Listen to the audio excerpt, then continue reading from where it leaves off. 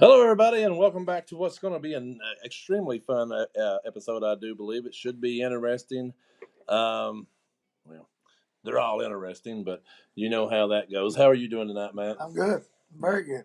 Very excited about tonight. Very, Excited to very. have Jim Foster back. Haven't been on here in a while. Last time you had Jim on, I don't know if I was here or not. I No, don't I think I don't. I was. don't think you So was. I haven't had a chance to talk to him in a while. I'm You kind of you curious actually to had see. neglected us for a little while. I did everything I could to avoid you people. you had neglected gonna us be for a little honest with while, you. but I mean, You know, finally, you decided to come back to the sometimes real side of the world. exactly right. You But had to join the dark side again. But guys, there's no other way to get started than let's just kick it off right now, ladies and gentlemen. Of course, everybody knows him as Jim Foster, but we know him as Flat Earth Jim. And since the last time you were seen him, he is the star of Amazon Prime Video's The Rise of the Crimson Butcher and Terror House. So go over, check those movies out. But ladies and gentlemen, without further ado, here is Mr. Jim Foster. Yay! There he is. Can There y'all he hear is. me? Are you There he there? There he is. How's it going? It's a going. How are you doing, buddy? Wonderful. We're doing a little better than you guys over there in the Carolinas, brother. You guys getting a lot of help out? Well, we're in Kentucky, but down in what is it, southeast Kentucky, eastern Tennessee, North Carolina, it's pretty rough.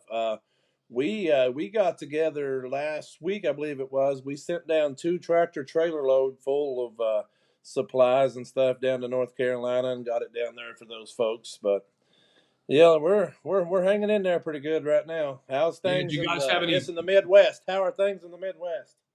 Well, it's hasn't got cold yet. We're experiencing global warming, of course, like everybody on planet Earth. It didn't take long, did it? Pretty good. It didn't take long, did it? No. I'd say the water level has risen probably 40 feet in the last 3 days. Oh yeah. My only question is, how can you have global warming when there is no globe? But that's a whole different topic. But yeah, but no, it's 80 degrees here, man. So we're experiencing a nice October. Let's see, 2 mornings ago we had a big frost.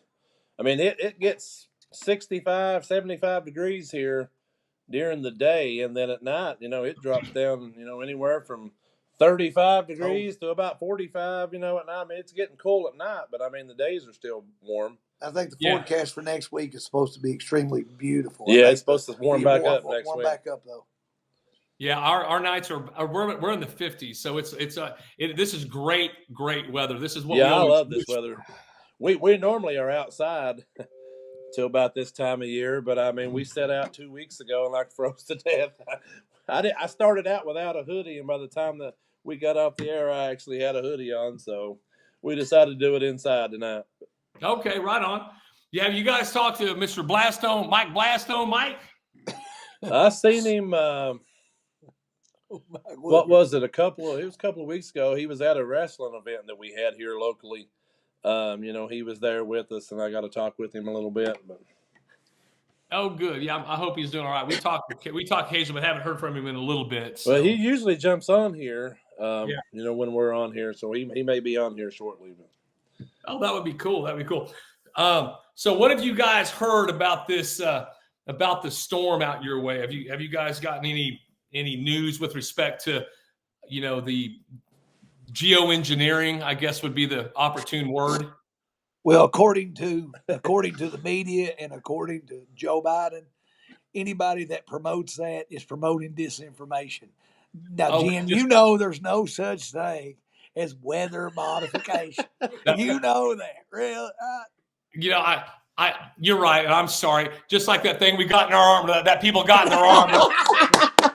Let's not talk about that. Yeah. There's a bunch of disinformation in 2020 and 2021. I'm telling you, those conspiracy theorists nuts. So they probably believe in something bigger than them, like Jesus and God. But they're crazy. So you think 2020 was about COVID interfering with the election? Do you think weather modification and manipulation is going to interfere with the 2024 election? I have been on the fence about this. Like, what are they going to do to get to? Her name's Kamala, right? Yeah, Kamala in office, right? Or Trump or whatever it is. But we know how that goes. Are they going to have a black swan event? Is there going to be some type of crisis where they just shut down everything down, and now it's just they go under what you call the FEMA emergency bill, and then everything falls under FEMA, and now, of course, the president is going to be Biden, but he's kind of, what happens, right? Well, I don't know. I have no idea. We're in for my lifetime, we're in uncharted territories with that. But remember, guys, George Carlin said it the best. I love bringing this up. It's a big club, and we ain't in it. So let me ask this question, Jim. With the amount of popularity that Kamala Harris has derived over the last several months for her campaign, do you think she'll fulfill her term and actually stay in the race, or do you think she may drop out before the actual election itself? I think it's too late for her to drop out. What are we, 3 weeks away ish? 17 days. But do you think it's realistic that she could potentially be replaced in 17 days by another candidate? She'd still be on the ballot, but that doesn't mean she's going to win. Do you think that could happen? I'm hearing stuff kind of on like different channels and things of that nature that people in the Democratic Party are really upset. Well, not upset. That's the wrong word. Look, that they're disappointed in the approval ratings. But you look at the media. The media says she's leading Trump in all the polls.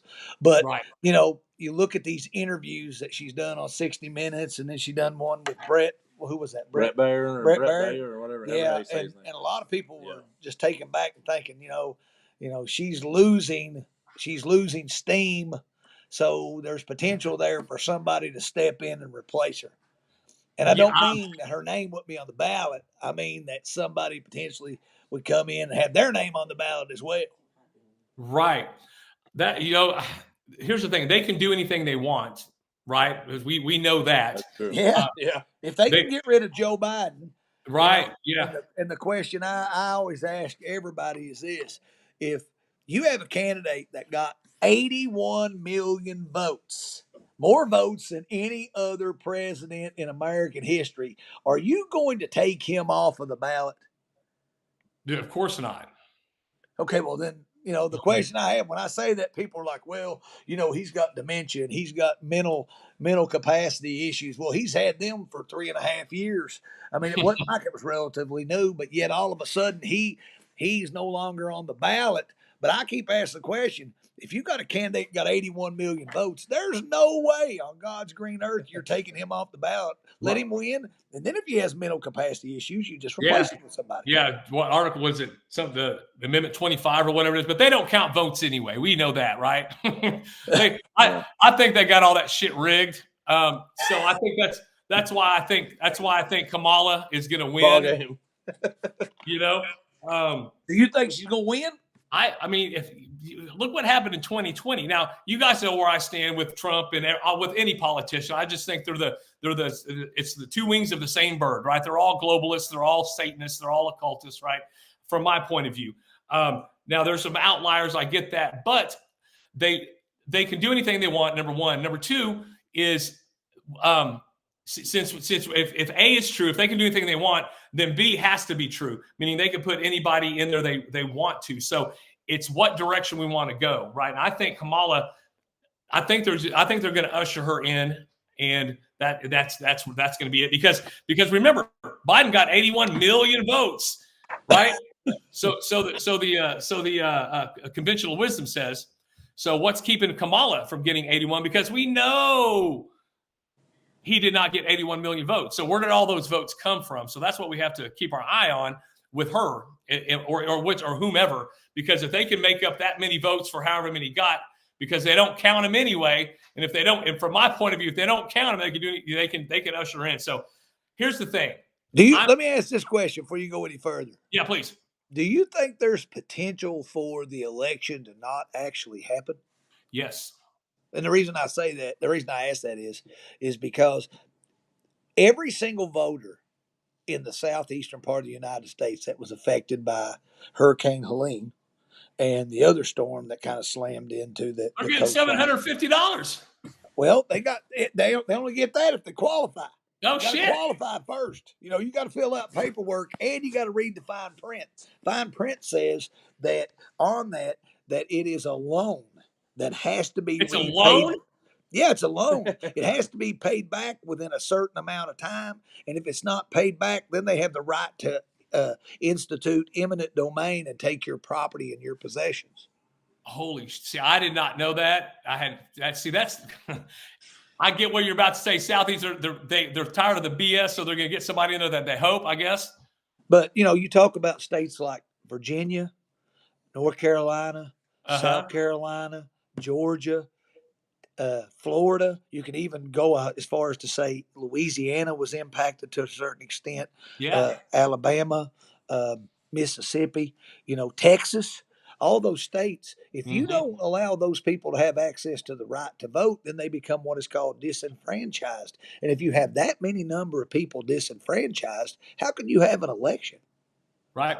Well, like I said a few minutes ago, Black Swan event, something is it above them to keep them from to say there's something that's going to happen? So voting is shut down. We got to continue the status quo. I think that's more probable than anything.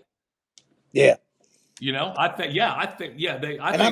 just hear people sometimes say that they don't think that there'll be an election. And that was the very issue that they brought up. You have so many people that are displaced right now, especially throughout the South. How do you get a mail-in ballot to somebody that doesn't have don't even have a property? Don't have property. Don't have nothing. No, they all got washed away. Yeah. Right. So how do those people have access to the right to vote? The post office is not delivering mail in so many zip codes in that area. There's like 32 zip codes. The mail is halted. So I've heard people potentially say this, and I don't know, Jim, if you've thought of this or not, that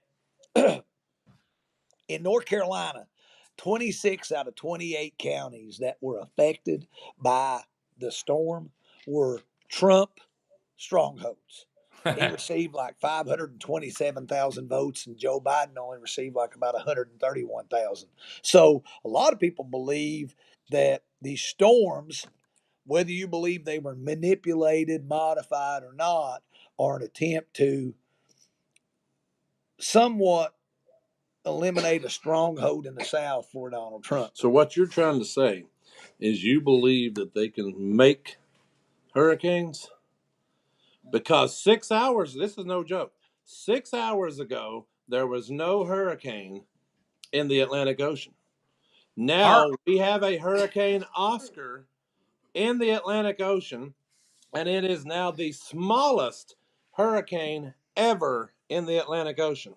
And it followed probably one of the strongest hurricanes ever. And I got that, from a meteorologist who had done a live stream earlier from Hurricane Nadine that hit down at the Yucatan Peninsula.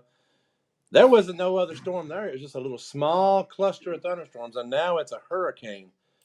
That the airplanes were flying over top of. Now all of a sudden it's strengthened into an hurricane. So it's like, so there are patents, guys, that the government has been messing with the weather since the 40s, and this is documentable patents.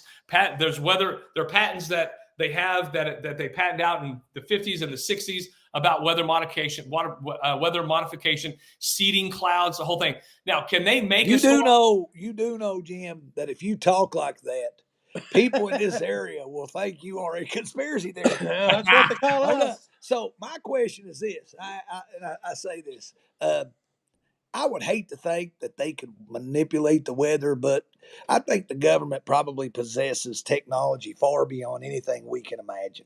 Yeah, exactly right. They're not going to tell you everything that they have, but there is a list of U.S. patents and trademarks for weather manipulation. I have about 8 of them here that I listed. Okay, see? And I've got the actual number. I've got the date that they were registered with the U.S. Office of Patents and Trademarks, and I've got their specific purposes.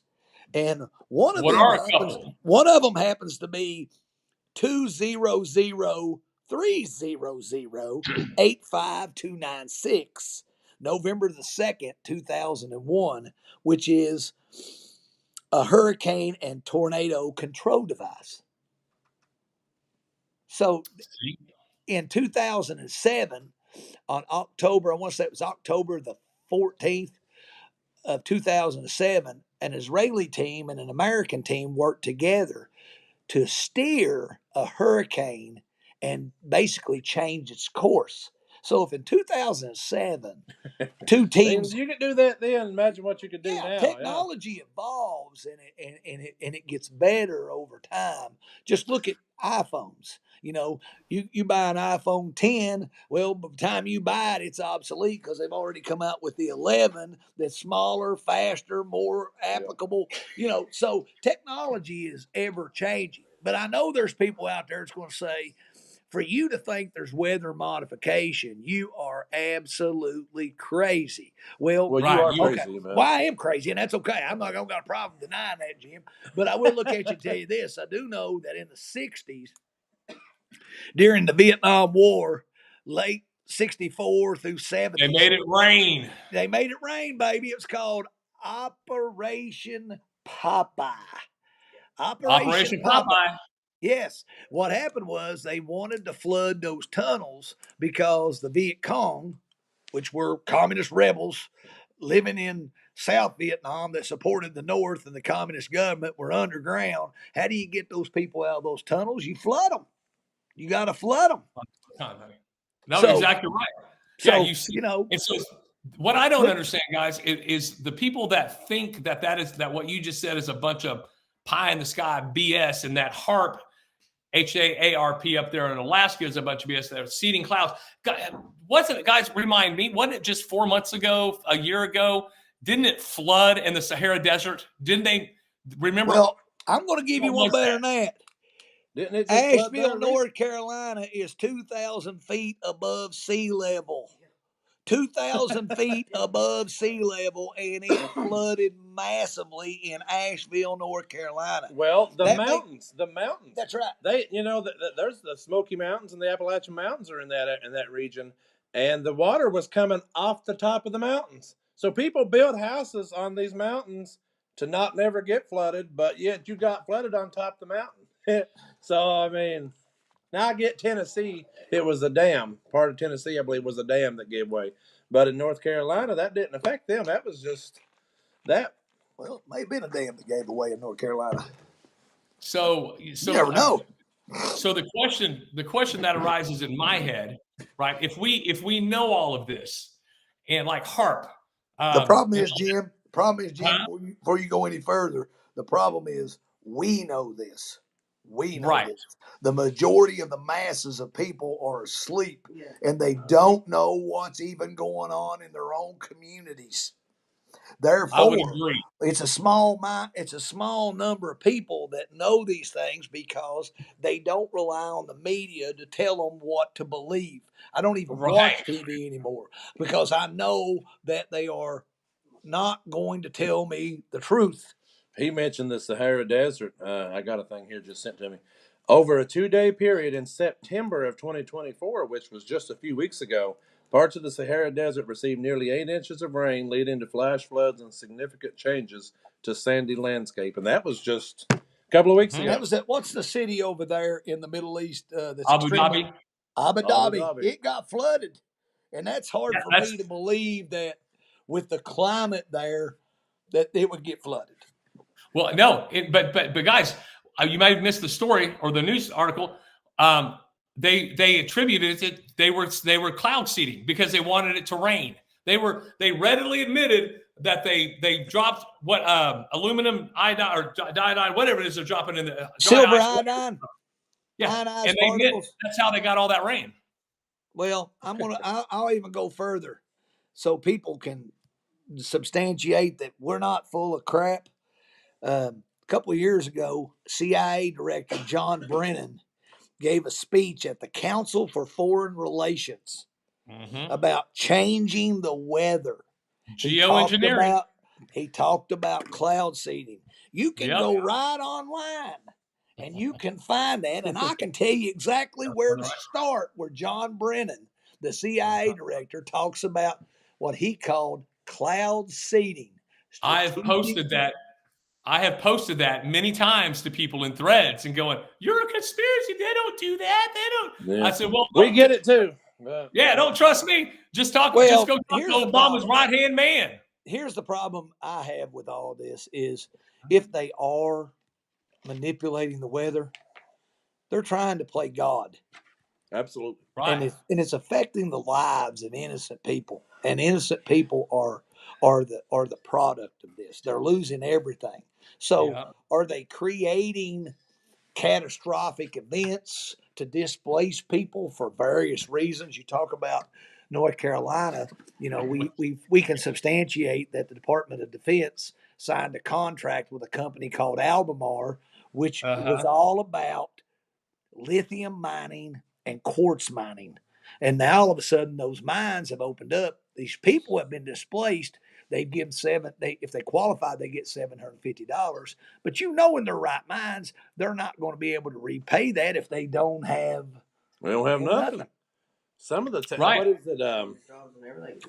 What's the town that got Chimney Rock? Chimney Rock. It's not there at all. There's nothing. I mean, it's completely gone. I mean, and there's other little smaller towns and areas like that are the same. I haven't heard in the last little bit. I haven't watched, like I said, I don't watch the news, but I haven't seen any reports or anything about the number of casualties. How many people are missing? Still finding people. Yeah. Yeah, from what he had to grab a water real fast, but yeah, from what I'm understanding, they're still finding people down there. They're most obviously, it's kind of hard at this point to be able to find someone that's still alive. But I mean, if you do, they're going to be in a pretty bad situation. But, well, it's just a horrific event that's affecting mass. She read a story to me the other day that was about as horrific of a story as you can possibly hear. All right, sorry about that. I'm back. All right. But she was talking about a story there the other day, how they found a guy and he was buried in the mud up to about his chest or whatever. And when they went to rescue him, he said, No, don't rescue me. I want to die. I don't want to live. He said, because my family's gone. Well, they said we are still looking for people. We're still finding people. And he said, well, and then he said, they're not alive. And they said, well, how do you know that? He said, because they're underneath me and they quit touching my leg 2 or 3 days ago. So they were buried in the mud underneath him. And, they were touching his leg to let him know that they were still alive. And they quit doing that. So he knew they'd passed. So he wanted to die and go on with them. So I don't know the rest of that story. I don't know if they let him go or if they got him out. I don't know, how that went from there. And as an American citizen, if weather modification played any part in the deaths of those innocent people, we are to be absolutely livid. That's exactly right. And Americans are to be willing to stand up and say, we demand change. We want something done about this. But therein lies the problem. Right? Now, I'm with everybody. I'm with you guys. I'm with anybody that is willing to say, "Hey, guys, enough is enough. What do we do about it?" Right? That old famous saying by was it Benjamin Franklin? The tree of liberty needs to be, watered by the blood of patriots, and whatever that. We must all hang together. Right. Well, we shall all hang separately. No, there you go. I'm so with you. But you know what? We got football. We got all these distractions. There's no way that everybody's going to coalesce and go, hey, we're done with this. It may happen at some point, but I'm with you. I mean, I'm in your camp. I'm like, when can we just say, hey, this globalist agenda, this Luciferian controlled New World Order system needs to be put in check. Now, is there anything we can do about it, right? Because we got HAARP up in Alaska, right? Weather modification, right? But you didn't understand something. Let me say something. I can send you an actual map of the world. HAARP is not only in Alaska. They have several. They have another one right off of the mainland of California, and Mexico. There's one over on the East Coast. There's several in South America. They're all over. Okay. They're all over the place. So, Yeah. It's affecting people not only here in the United States, but worldwide. Yeah. Rio de Janeiro Brazil has some big floods. It's part of this campaign that, global warming, you made reference to it. You go back to Plymouth Rock. Back in 1620, when Plymouth Rock was founded by the Massachusetts Bay Colony, it was founded by the Puritans. The water level at Plymouth Rock is the same water level today as it was in 1620. The water level at the Empire State Building is the same water level, or not Empire State Building, but the Statue of Liberty is the same today as it was 100 years ago. So I don't know what this agenda is with this global warming, claiming that the earth is heating up because of all these gases, methane and nitrous oxide, and you can go on and on and on. Yes. Well, you want me to tell you what the ultimate goal is? Money. Global warming? Yeah. So, money. Well, that is it. Yeah, money is it. But okay, here in our area, Jim, most people in this area, in some form or shape, have been heavily reliant upon somebody in their family probably working in the coal industry. Coal is kind of obsolete now because they think that it puts off, deadly contaminants. Too much CO2. Into the atmosphere. China emits more CO2 into the atmosphere than any country because guess what they burn? Coal. Oh, they don't care. Hey, you know what? You know what emits more CO2 than anything? They're called volcanoes. Okay? One of those blows, you've got so much CO2. So the whole thing, for us Christians I say quote Christians, for us that believe in Yahuwah, God, Yahweh, Yeshua, our Savior, for those that believe in this realm here, that there is something bigger than us, we understand that breathing CO2, Yahuwah would not give us a body with a spirit and a soul to then be able to breathe something out of our mouths that would kill the very place that we live. I agree with you 100%. So it's all a big hoax. And other people don't understand science either. They talk about, let me go over here. They talk about, oh, look at there. They talk about the South Pole, right? This down here. This is what the global warming say. We're all the little polar bears are, and all the little penguins, right? They're down there. They're dying. If anyone knew something about science, they're saying that the ice is melting and that the sea levels will rise. Well, let me give you a little third grade science, folks.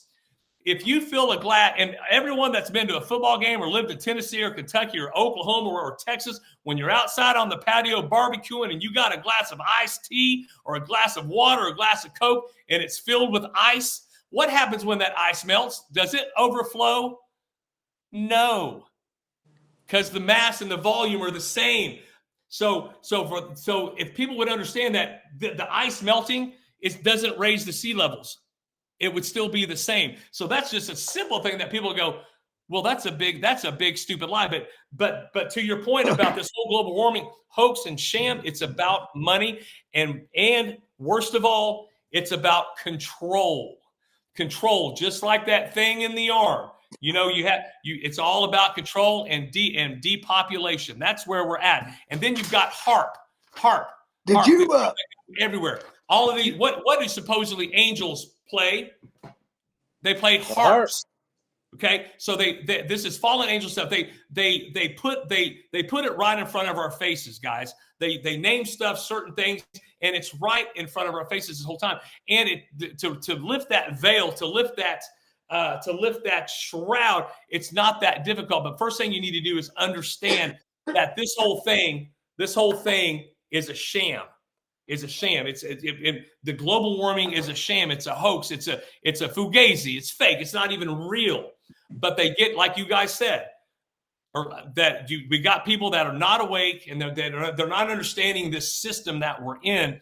And irrespective if you believe in Yahuwah, God, Yeshua, Satan, Beelzebub, whatever moniker you want to put on Satan and the devil, whether you believe in those two or not doesn't matter, because the people, the Satanists, the ones, the occultists that are steering this crazy train, they're the ones that are driving this crazy car. We're with them, and we can't do anything about it, because the Bible clearly states that we are going one direction, and we can't do anything to stop that. But we can mitigate what they do to us. And the first thing to do for them to mitigate anything to us is to wake up and understand that everything they fucking tell us, everything they effing tell us is a lie. Everything from global warming to sustainable development to voting. I think those are shredders. That, they don't really count shit. They just shred it. Have you ever seen those little ballots go in? Right? You've seen a paper shredder. How do we know they're not shredding all the shit once they go in? Right? Do we look at the other side to make sure they're not? But the whole thing is, guys, we have to understand that it's all it's a big club, and we ain't in it, like George Carlin said. And they don't care about us. We are cattle. We are just worker bees. That all started in 1910 when Rockefeller started the Department of Education. He just wanted a bunch of worker bees so we could pay taxes, so we could get $750 when our whole fucking life has been destroyed. And people need to wake up. In Hawaii, you got 700. Oh shit! Oh well, hell, that's even worse. That's it's what more I'm saying. Hawaii. In Hawaii, Hawaii's got 700. And you mean from DEW? You mean from those direct energy weapons? They got 750 there in Maui. It's ridiculous. Here's a great analogy. People will understand this. Charlie Brown and the football. There you go. When is enough enough? Okay. When are we gonna fucking kick Lucy's ass and tell her? I agree. I can't wait for you to say it. So shit. So I don't. What's that? Go ahead. I don't know what it's going to take for people to just open their eyes and recognize that there's some very questionable things that are happening that are restraining your rights, and people are just conformists. They just like, that ain't happening. That ain't happening. Well, like this administration now says that, they're as contradictory can be, that they're, they own guns. They asked Kamala Harris if she owned a gun. She said, yeah, I own a Glock. And, she said, I fired it because I was in police. My background is in police. Well, then she comes out and says the first day one, she's going to implement an executive order to confiscate all guns in America, whether Congress acts or not. But yet people just think when she talks, no matter what she says, that it was true words have never been spoken when she speaks. Yeah.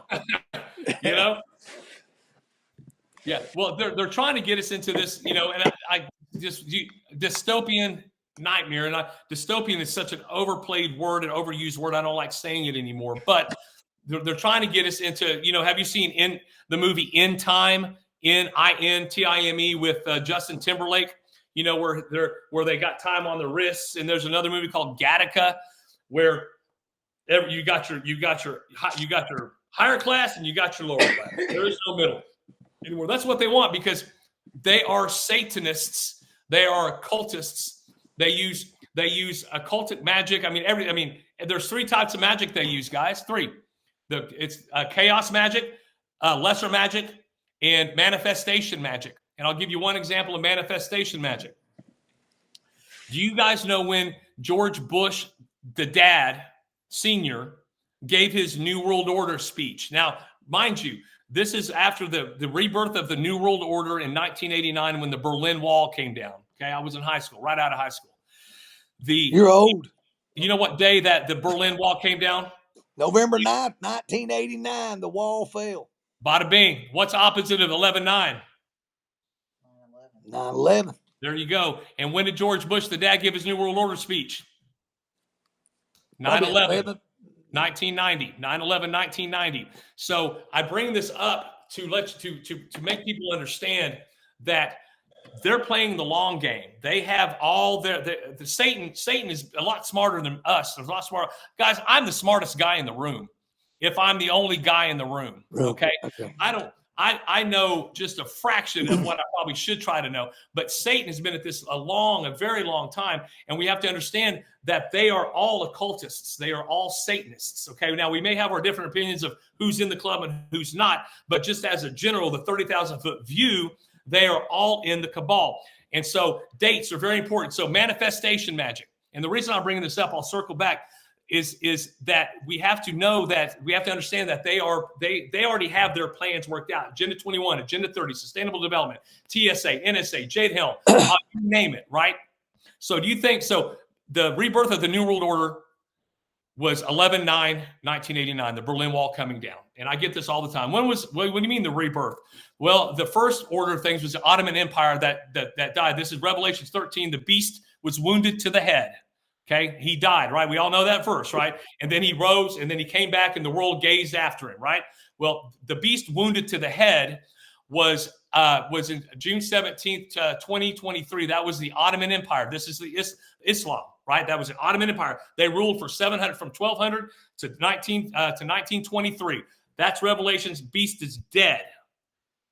Then the beast came back to life and the world gazed after him. That was November 9th, 1989. And then George Bush, the dad, gave his New World Order speech on 9/11. Do you think that's the coincidence?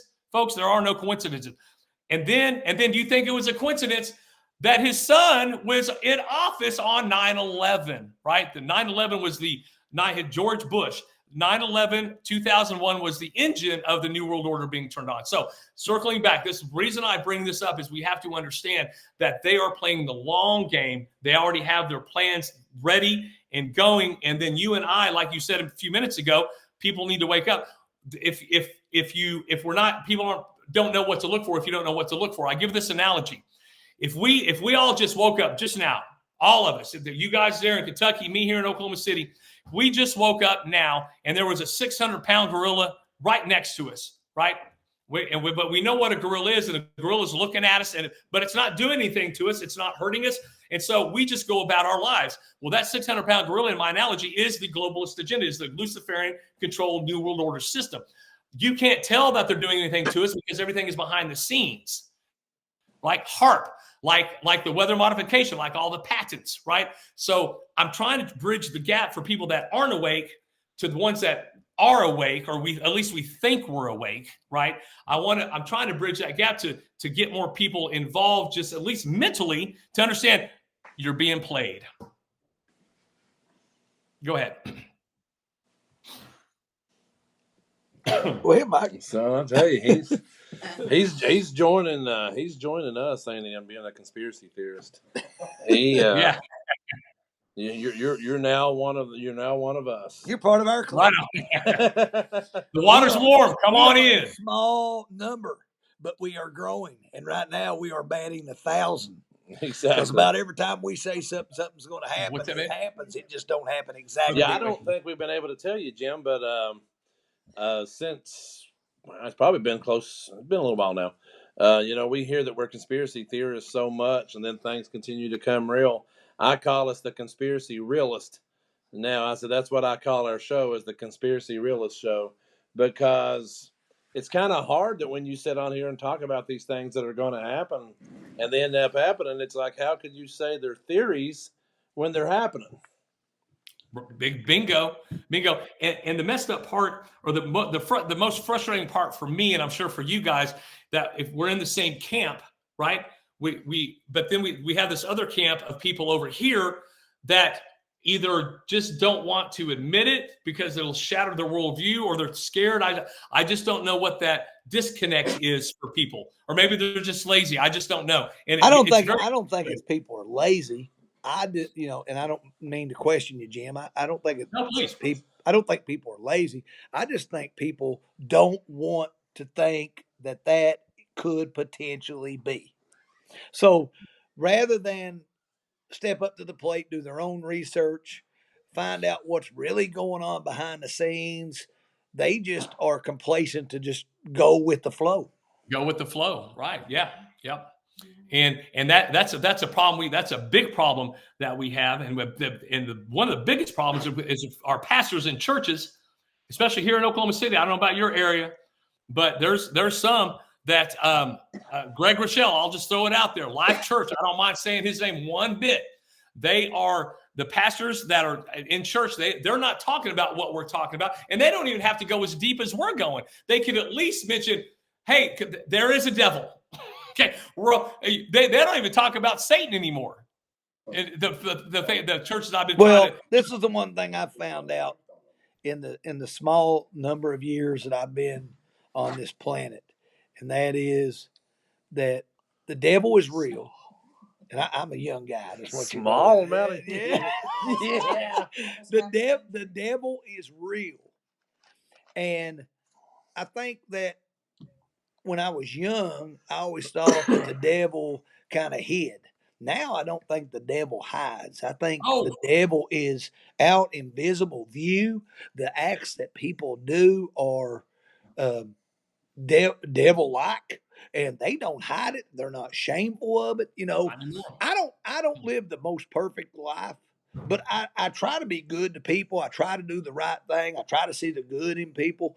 And, I try to just mind my own business. Some people call me a troublemaker. I get accused of being a troublemaker, kind of like this guy sitting beside me. We kind of stir the pot a little bit. I seem to get it a lot. So. But what I am going to tell you is it's frustrating that you see this stuff going on. And like I said, I'm 52 years old. It's not been that long ago. I am young. Not been that long ago. I was in high school, and things that you very rarely saw, heard of, now are right out in the open. Yeah. And like I said, where will we be in another 20 years, Jim? Well, it's right out in front of everyone, and that's the thing. Don't remember the verse in the Bible, but talk about good. Good will be evil, right? Well, truth will be lies, lies will be truth. It's going to be totally opposite, right? And that's kind of where we're headed. And I've been calling out this Luciferian control New World Order beast system for a very long time. And one of the first time, not the first times, but one time I called it out was way back when that song "Dark Horse" came out by whatever that girl's name is in the Emmys, right? Katy Perry. Katy Perry, thank you. When she did the Emmy Awards and she came out, and I was like, guys, we're sitting here watching a satanic ritual on TV. And then fast forward, was it just 2 years ago or last year when that really big one, the guy came out with the devil and all that stuff? Yeah, right? that was Sam Smith. And red. Yeah, it was all decked out in red and stuff, yeah. No, but you're right. It doesn't only happen at award shows. You watch the Super Bowl. A lot of times these Super Bowl shows are full of things that make you question what is normal and what is abnormal. Right. Yeah. Google what's it's Beyonce. Was it Beyonce and Super Bowl?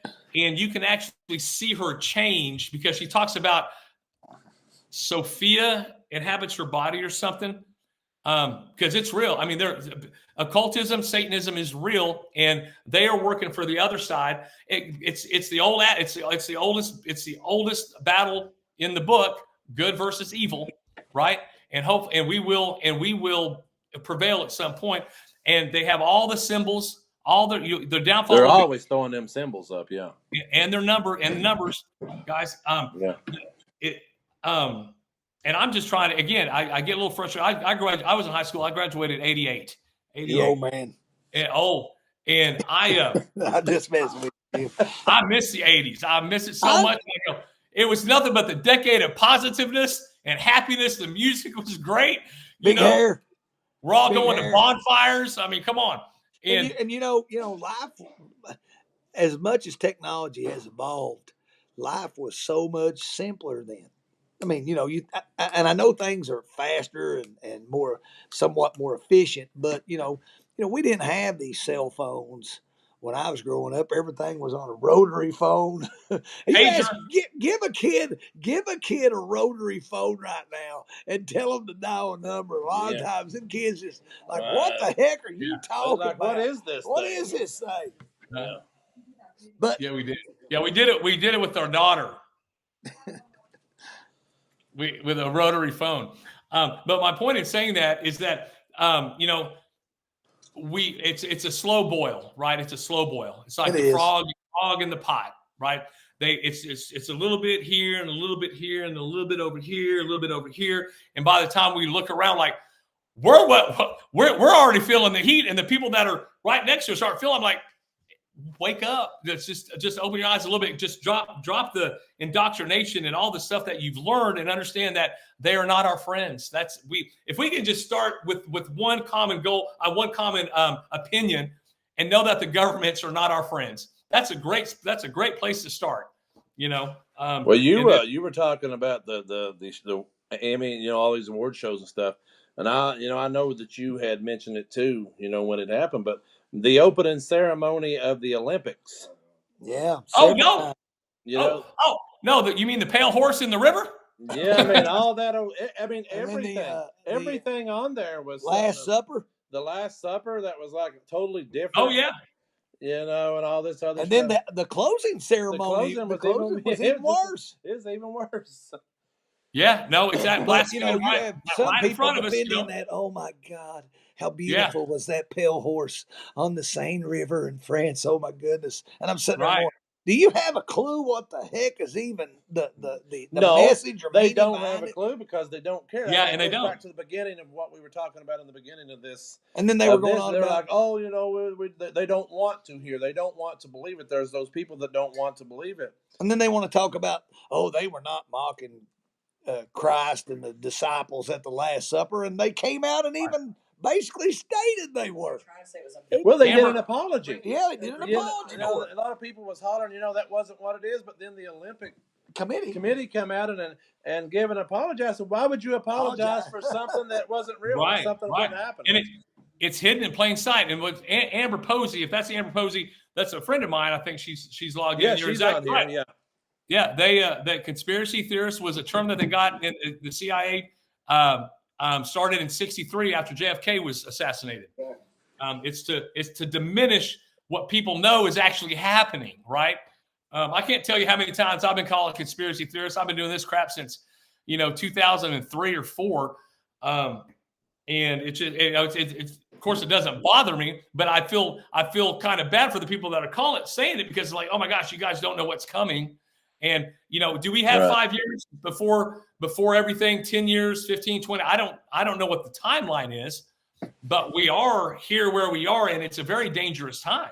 Well, it's the people like us that have talked about this stuff. I mean, I was in high school, and you mentioned 2003. That's when I graduated high school. I'm not as old as some of you guys, but but when September the 11th happened, 9/11, I knew something wasn't right then. And that's when I got involved with what is called conspiracy theories and everything like that. And I started watching some videos and stuff, and I said, that couldn't have happened. That didn't happen the right way. That tower can't, so all of this stuff. So I've been with it now. So what is that, about 23 years? Something like that. I've been involved with it. And, like what you just said, Jim, I mean, you get used to it after a while. Someone calls you a conspiracy theorist, or you're just making stuff up, but it's like when it's in plain sight, how are you making it up when you can see it? Or like, getting in plain sight. I mean, it's right there. I mean, what was the comedian's name? Says, here's your sign. I mean, that's pretty much Bill Engvall. Yeah. So I mean, that's here's your sign. I mean, what else can you do? I mean, it's right there in front of you. It's on TV commercials. The sad part, Jim, is you can tell somebody something, and you're trying to be informative, give them information. You can give them an actual source, and they will turn around and still dispute. Oh, I know. You are shit crazy. Yeah, and that's when I start to think, well, they're either they're playing for the other side, or they're a controlled opposition. They have to tell the other side, the occultist side, satanic side. They have to tell us what they're doing, right? Yahuwah did not set up our construct here for Satan to have full autonomy. Satan has autonomy over our stationary construct, our flat Earth. Yeshua called Satan the god of this earth and the prince of this earth, Matthew and John. That's what he called it. So this is Satan's domain. We are here in Ephesians 12. It's a battle of the spiritual, guys. That's exactly what's been going on since Cain killed Abel. Guys, we are dealing with those bloodlines from then. And that's why Adam and Eve had Seth, their third child. That was the messianic, that's Yeshua's bloodline, because when Cain killed Abel, that stopped that messianic bloodline. And ever since then, understand this is very important. Satan has been messing with the genes of people and helping displace the true Hebrews of the Bible.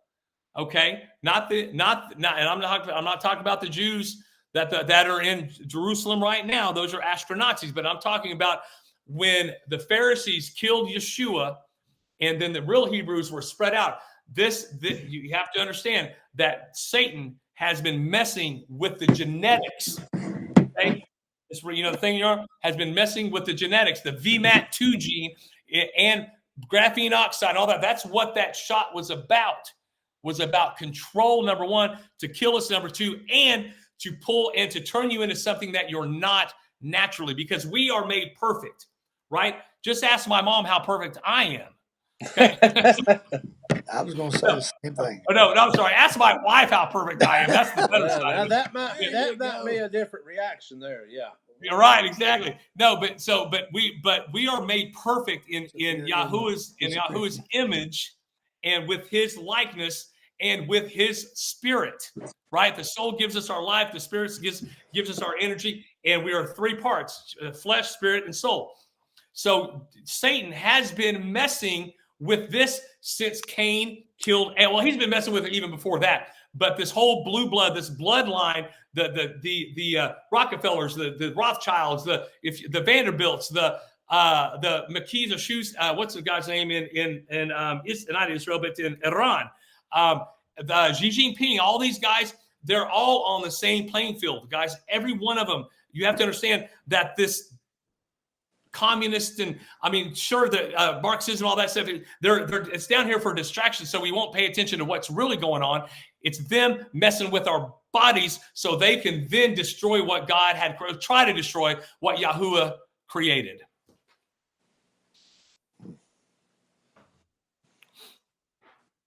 He's not wrong.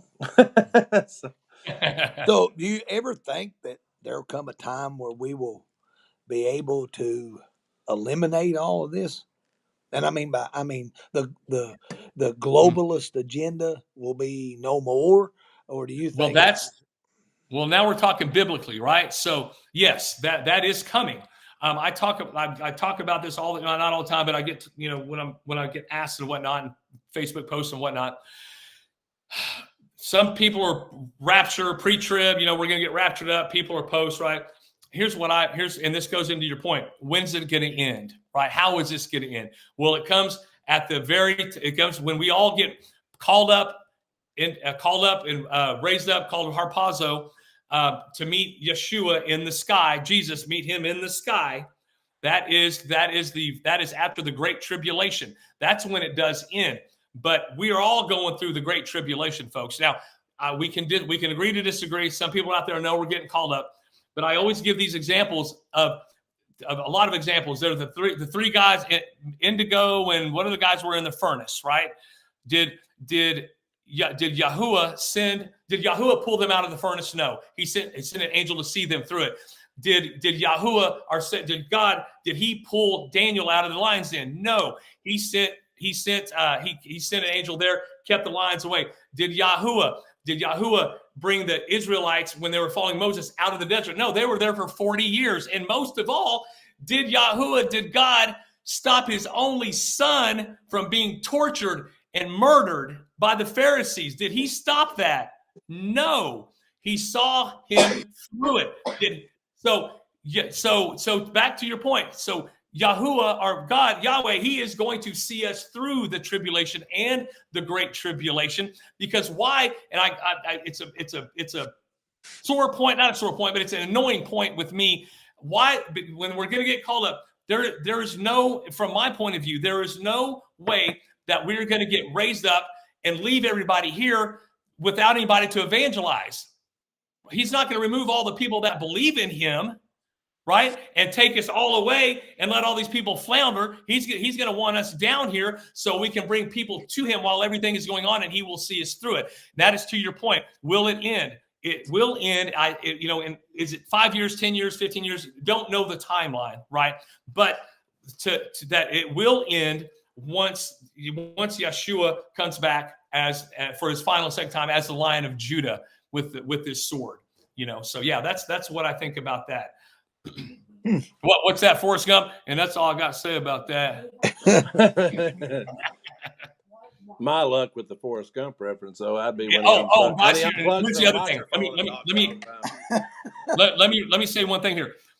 We have to watch the Hebrews, and we got the Jews over in Israel, the Ashkenazis. Understand, it took me a long time to reconcile something from the Bible. And we hear in Daniel 7 or Daniel 8, where the abomination of desolation, look it up, let me know what verse it is. When the abomination of desolation happens in Israel, right? So growing up, my mom's Jewish, so by my mom, that makes me Jewish, but I'm not an actual Hebrew. Okay, the Hebrews are black. They're from, do we know that the Mideast is a made-up term of the Balfour Declaration, 1948? Balfour Declaration, 1948. Those are the Ashkenazis that came in from the Rockefellers and the Rothschilds. They took over Israel. So I've been having a hard time reconciling it to my point about the Ashkenazis, the people that are in Israel right now, not being the actual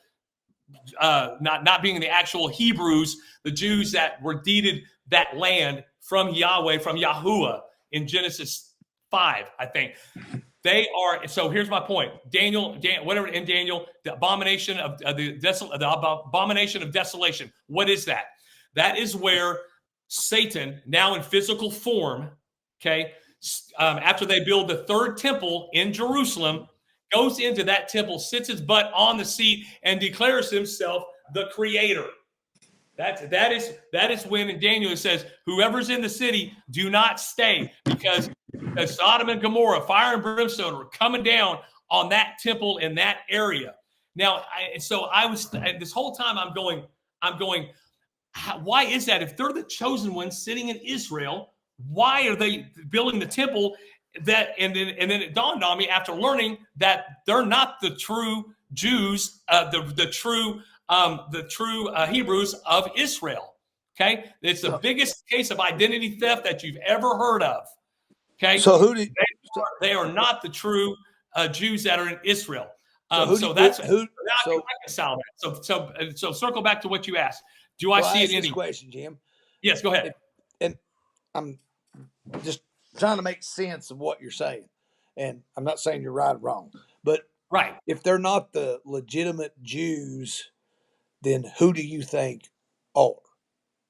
I mean, there has to be somebody in this world are the legitimate Hebrews from the original Bible with descendancy and things of that nature. Are you okay? Are you ready for this? So the actual Hebrews that were there, the Pharisees that killed Yeshua, the reason why they got dispersed, right? The 12 tribes, they are the blacks. We are part of the tribe of Dan. I think part of the tribe, us non-melanated folk are the tribe of Dan. Judah, the tribe of Judah. There's 4 other ones that are the melanated. Do we understand that Israel is in Africa? It's not the Mideast. That Mideast came out in 1948. Israel is in Africa. It's northern Africa. So those the Hebrews are black. Okay, so yes, for you people out there that think your savior is white, and here's the thing: color doesn't fucking matter to me anyway. I don't give a shit. I don't care if you're black, white. It doesn't matter. I follow Yeshua. I don't follow religions, and I don't care what color anybody is. But to my point that have you heard this, Jim? What's that? Let me interrupt you here. Yeah, I'm going to ask a question. I'm going to see if you've heard this. A lot of people, a lot of historians actually believe that the true Israel as it may be known. And I know this sounds crazy. So it's here. Here we go again. But a lot of people and things that I've read want to say that the true Israel was here in the Americas. Was here. That's what I. Yep. And what I'm saying is this, and the factual data for that is this: Noah built an ark. Noah built an ark that was made out of what? Some type of wood. Gopher wood. The only gopher wood. Okay, I did not know that. In the world that gopher wood grows is in the northern part of Georgia and Florida. Okay. So a lot of people believe, and I don't know what to believe. You know what I'm saying? Because you want to believe the historical message that people have given you over time. But being someone in the history field and being a history teacher, as you've been for so long, you saw what they've done with history to try to redo history too. I think sometimes what happens with history is we just try to erase certain things, because if we erase it, it's almost like it didn't exist. Right. Yeah. And so that I've heard itself creates an empty illusion of what happened, in my opinion. Now, I'm not saying the real Israel was here in the Americas, but I'm just telling you that the only place that gopher wood is grown is in the northern region of Georgia and part of the Carolinas and Florida. So it mystifies me that a man like Noah could build an ark. And if you've ever been to Williamstown? In northern Kentucky. Northern Kentucky. Yeah. I don't know if you've been there or not, but there's I haven't, no. That built a replica of, my goodness, of Noah's Ark. And, it's a sight to see. And, I've actually seen that come across Facebook, and I've heard about it. I heard it's huge.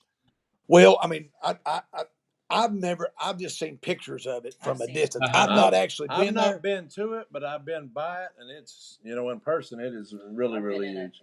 But, you hear people that go to it, and they take a tour, and they visit it, and they talk about how miraculous and a feat it is to have built something like that. But if the only place gopher wood grows is in the Americas, then it would lead you to believe that the true Israel is here in the Americas. Now, I'm not saying because I don't want to dispute history, because, I was taught history a certain way, and I want to think that the people that taught me that were legitimate, trustworthy, but, and they were reading it from a they were probably teaching that information from a text that somebody else wrote, and he who writes history can control how history is learned. But I will say this: if you go out into Utah, in the state of Utah, there are a lot of biblical names that exist. There is a River Jordan in Utah. There's a River Jordan. And there's a lot more than that too. Here's what but I'm not saying it's over here. I'm just saying things that I've read say that it could have been over here. Anything is possible. Anything is possible. You're right. And like I said, I'm not questioning it, because I don't know what to believe. You know what I'm saying? That's why I ask you that. Right. Who are the legitimate Hebrews of Israel? Yeah. So the legitimate Hebrews are the ones that were displaced after the Pharisees killed our Savior, right? And those are the 12 tribes that got first. And all of those tribes, except for one, were darker, melanated people. And it fits a pattern, because if what I'm saying is accurate, that the Jews that are there in Israel right now are interlopers, the Ashkenazis. Okay, it's Ashken Nazis, Ashkinzi, something like that. If you look it up, they are the Eastern European Jews. Then anything is possible, right? So if that can happen, then why not here? That's what the devil does. Everything is opposite. Everything is opposite. That's where the word anti comes from. Everything is opposite. So would it? And I think a lot of people, and not to interrupt you, Jim, I think a lot of people think that the Israelis are originally from the Middle East, because if I'm not mistaken, and I may be wrong, that they believe that Noah's Ark has been discovered. That on Ararat. It's somewhere around in the country of Turkey, if I'm not mistaken. Yeah, well, it's on Mount Ararat is what they say in Turkey. Yeah. So that would give way, but when it rains for 40 days and 40 nights, that ship could end up anywhere. Oh no, yeah, and guys, since you brought up rain 40 days, 40 nights, so a lot of people don't know this, or maybe they just haven't learned it or read it or whatever. But understand that when I was a kid, 8, 9, 10, you hear the story, it rained for 40 days and 40 nights, and like, that's a lot of rain. Well, no, there's also verses in the Bible where the gates of heaven opened up. The windows of heaven opened up, and that's how we explain craters that are supposedly from asteroids, right? The one in Arizona. Those are the gates. Those are the windows of heaven opening up, dumping all of the water. Because what did Yahuwah God? What did He say in Genesis? Your first chapter in Genesis, verse 6. He divides the waters from the waters. Okay, so when I hear rains for 40 days, 40 nights, the people don't know that He also opened the windows of heaven, and that's how we get craters. That's if you open a spigot out there in the country. I grew up in Kingfisher when I was a kid. We had spigots everywhere to feed the cattle, to water the cattle. You open that spigot, it hits the ground right below, and it makes a divot. That's exactly what happened when He opened the windows of heaven. So, and here's another little tidbit for you guys. Do you know what? So how many animals did Noah bring on the ark? What was it? What were they? And not all of them, but what were the numbers? What was it? 2 of each. Wasn't it? 2 of each, right? Do you know that that's not accurate? That he was able. There's clean beasts and unclean beasts. Look it up. So birds, pig, the other ones, He brought 6 of those. The only ones He brought 2 of were, I guess, elephants. You have to look it up. I've studied this a long time ago, and I've forgotten. What's that? Read the Bible and start trusting that. Right. So read the Bible. Yeah, but the point is that that we learned, and that's the disservice that we got listening to pastors back in the day, because they weren't telling us everything, folks. That the animals that were brought onto the ark, there were 6 of the unclean ones and 2 of the clean ones. Look it up, or I might have that opposite. So that was just that's just part of the stuff that we haven't learned, and we should have learned, because it was withheld for whatever reason. And I think there's an agenda behind everything. So yeah, go ahead.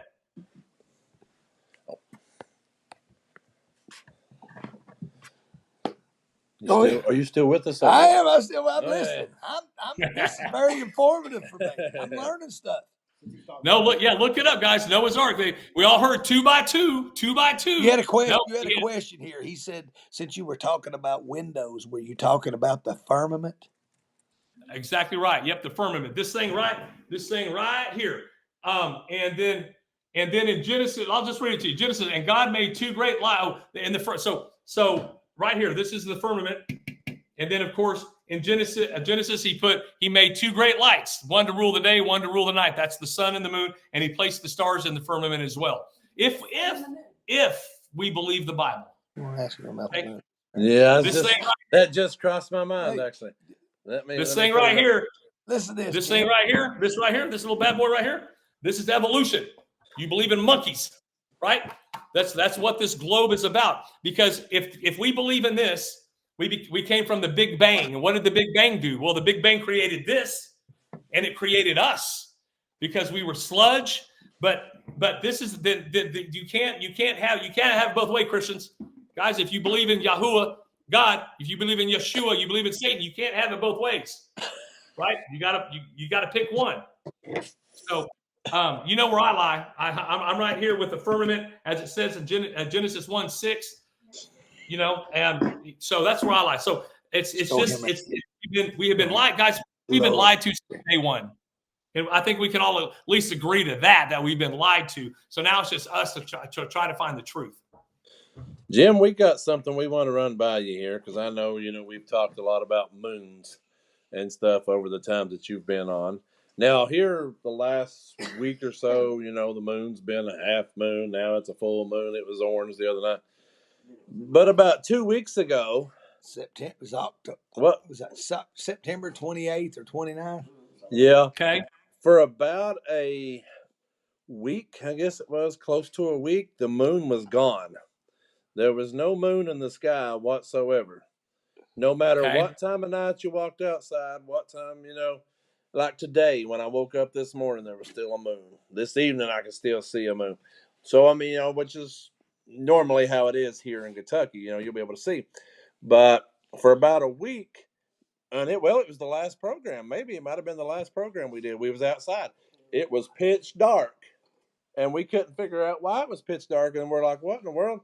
And then come to find out, we got to looking into it, the moon. There was no moon. And typically when you get a new moon, there may be no moon for a couple of days, but it was like, I want to say 7 to 8, 9 days. I mean, I actually was sitting in my living room and I asked my wife, I said, let's go outside and look at the moon. She said, why do you want to go look at the moon? So I said, I just want you to go outside and look at the moon. So she went outside, she looked up in the sky, and she saw stars, but she didn't see the moon. And I said, where is the moon? She said, it's behind the clouds. I said, well, you can see stars, which are bright lights. I said, but you can't see the moon? And she said, well, it's just behind a cloud. I said, it's been this way for 4 or 5 days. Yeah, I don't know what. Is it a phenomenon that just happens every once in a while? It's weird. Yeah, it was. Yeah, you're the. I've heard that before, like a couple weeks ago, that people haven't seen the moon. To tell you the truth, I don't know. My wife is a little more well versed in the moon and the sun, talking about it. Honey Goat's Chariots. Yeah, she's more. So I don't know. I really don't know. And could we tie that into something? Israel is the clock, right? That's the clock, and the Jewish calendar set lunar. And the lunar calendar is how the Jewish religion or what have their feasts, the Feast of Tabernacles, all that stuff. It's the lunar calendar, right? So are the they blood on moons the, that you spoke. Are they on the Julian calendar? Does it go away for a little bit? I don't know. Are they on the Julian calendar? What's that? Are Israelis on the Julian calendar, or are like we? Yeah, the Hebrews and the Jews, they should be on the lunar, but you're talking about the Gregorian calendar, right? We switched over in 1582. Yeah. To the Gregorian calendar. If you look up 1582 and the Gregorian calendar, October the 4th went straight from October the 4th to October the 15th. We lost 10 days. We've not only done that, we've lost a full month. We've lost 13 months. Yes. So this whole system, guys, the whole system is corrupt. And I don't mean corrupt like, oh God, somebody stole something, but I mean it has been turned upside down and mixed up and shaken up and then pushed back out by Satan and all the apostates that work for him. Whomever they may be. One of them is a Catholic Church. Okay, they're the ones that started the Gregorian calendar, and and what happened in the 1500s, guys?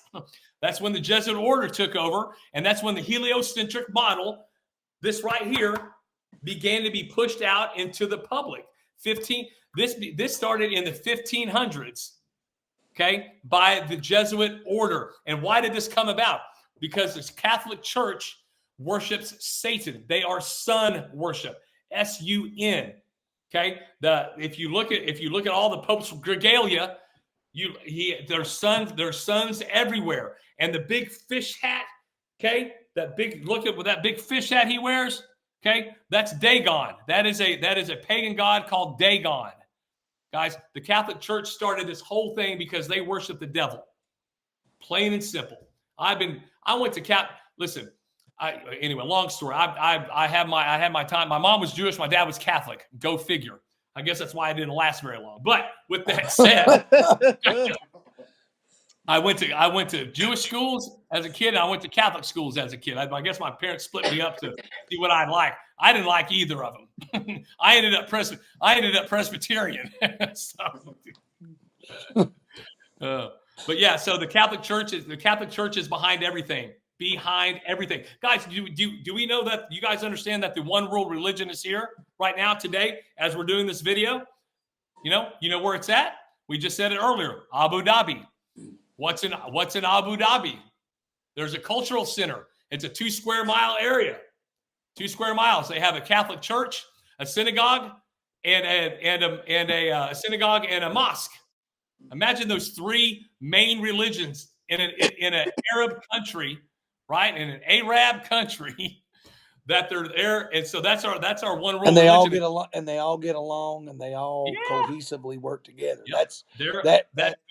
That's amazing to me, because you look at the world.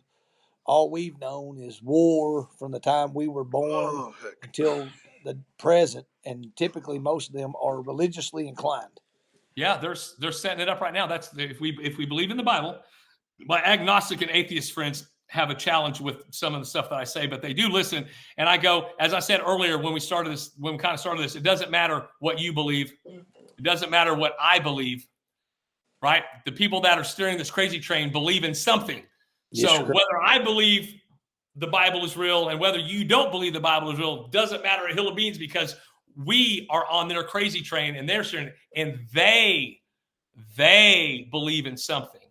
And you have to understand, well, they believe in something. We need to figure it out.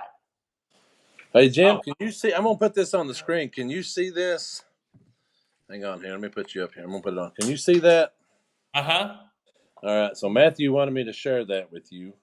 I was just scrolling through the page here, and this is what could happen on November the 6th. Kamala Harris has 446 electoral votes. Donald Trump has 92. Kamala Harris wins the election by a major landslide. So, according to whatever this is. Yeah, I don't. I mean, they can. We're going to find out here pretty quick, and they can do anything they want. They can do anything they want, and I wish I could believe in the system, but I don't. It's you can't believe in the system that forces you to get. What happened to my body, my choice, right? I mean, hell, so for a system that forces you to get that, that's just the most recent thing, So, are you? Yeah. So let me see that real quick. I'll show them. I don't know if you guys are just I want to bring one thing more up about the Catholic Church. I'm going to show you this here. So can you guys see this? There you go. Do you see that? That is you know what that is? Cathedral. That is the cathedral of worship. Yes. And behind him is that's where the Pope is. That's where the Pope gives his his message, delivers his message. And it looks like souls or spirits carved out of wood. Does it not look satanic? But also, I don't know if you're aware of this, but if you look at the cathedral from the other end, if you look at if you look at it from his seated position outward, there's 2 big eyes, and it looks like a serpent. Yep, looks like a snake. Yes. So it's hidden, guys, hidden in plain sight. Hidden in plain sight. And my stepmom, she is so Catholic. I mean, when my dad died in 2020, we had a Catholic fucking funeral, man. And you talk about boring. We're sitting there, and I remember going to Catholic schools. I remember how boring it was, and how I was like, God. And the priest just talked and they read all this crap. I'm like, geez. And I'm sitting in this wonderful cathedral called Our Ladies of Perpetual Boredness. So that I'm just looking around going, look at all this idol worship. It's what is that? The third commandment? Maybe the second commandment. Or is it the first one? Anyway, so it shows you what I've learned in Catholic school. That you should have no idols. I'm sitting here looking at Joseph, Mary, Mother of God over there, and then Joseph on this side, and they have the saints behind me. St. Christopher's over here, and I'm just looking. Gosh, it's right in plain sight, folks. And just like you said, the Pope's sitting right there, and if you're sitting where the Pope is looking out, it's a serpent. That's not by mistake. So I've got a question for you, Jim. I'm probably going to get a few looks from this one, but you've mentioned a word a lot tonight, satanic, and religion a lot tonight. So, here in the county that we live in, we have a select few people that believe that the holiday Halloween is satanic. How do you believe that? How do you believe Halloween? What do you believe about Halloween? Well, I'll go one further. Halloween. I'll go two further. Halloween is a pagan satanic ritual that started with the Druids. Okay, and it is all about raising the spirits from the dead, which are demons, to come in and manifest themselves into whoever is performing the ceremony, right? And this is where you get into adrenochrome. I'm sure you guys probably heard about that. Oh, this is where all the sacrifice are supposedly happen. I've never seen it. I've seen some stories and stuff like that. And I've actually seen. Well, let me back up here. I've never seen a Halloween. I think they found a big chest of storage chest of adrenochrome in Miami, Florida, at a warehouse that P. Diddy owned. Okay, well, no, I wouldn't doubt it. Yeah, so no, I believe it wholeheartly. So it was Druidic, and it goes even further back to Babylon and Mesopotamia with Nimrod. Okay, do you guys know that? Okay, so let's go forward just a little bit. Halloween, yes, satanic. It is about raising the dead, raising the spirits to get them to inhabit whoever's doing the ceremony, to do whatever manifestations they want to get more power here on earth, or whatever they're trying to do. Fast forward to Christmas. You know what Christmas is about, right? Mm-hmm. Well, Christmas is December 25th. It's about the day that you and Mike get me a present. That's what it's about. Right. You boys are going to get me something good this year, because I've been good. It's Nimrod's birthday. List. He's checking it twice. He's found out that old Mr. Purry's been real nice. Vote that way this county. Everybody in this county. Now, I'm glad you brought up Halloween. My point with this is that Halloween, Christmas, Easter. Well, let me add to this, Jim. One of the greatest questions in the history of man has always plagued people, and they are still trying to find the answer.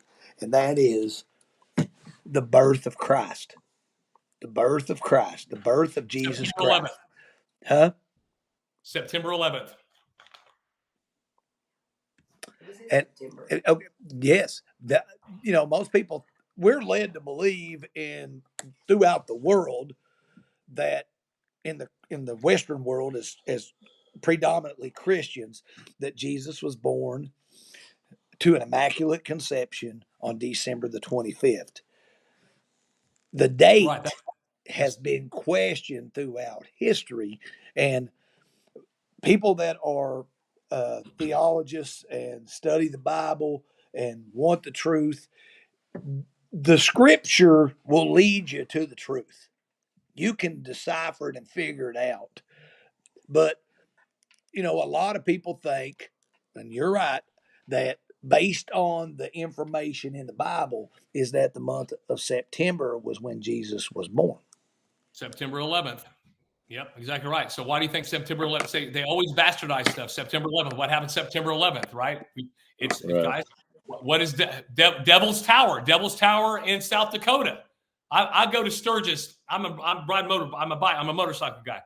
Go to Sturgis. We'll go to Devil's Tower. What is Devil's Tower? What is that? It's a tree. Okay, they bastardized it. They called it Devil's Tower for a reason, to bastardize what God had. That's a tree. That is a huge tree that was here before the flood. So if you look in the Bible in Deuteronomy, and I believe Timothy talks about, let's go back to the lunar calendar, that the Hebrews, the true people of Israel, if you look at the calendar in the Bible, it'll give you specific times on what the shepherds were doing at the time. The shepherds were tending to their flocks. And they were harvesting, right? And it's hard to do that in the month of December. Right, exactly. That happens right after the summer's over, when all the growth's done. They start harvesting. That's in September, right there. So there are a few. There's no date specific. But a lot of people would say, well, in the Middle East, the climate is conducive for them being able to attend to their flocks and tend to their fields. But as I told you, a lot of people, I'm not saying it is or it isn't, but as I said, some people question, where's the true Israel? Was it here in the Americas? Was it in Africa? Is it in the legitimate place that it's in right now? Who am I to say it is or it isn't? I wasn't there when it was created, so I don't know. I didn't live then. That's true. You all want to talk about something crazy when it comes to biblical. I just found this.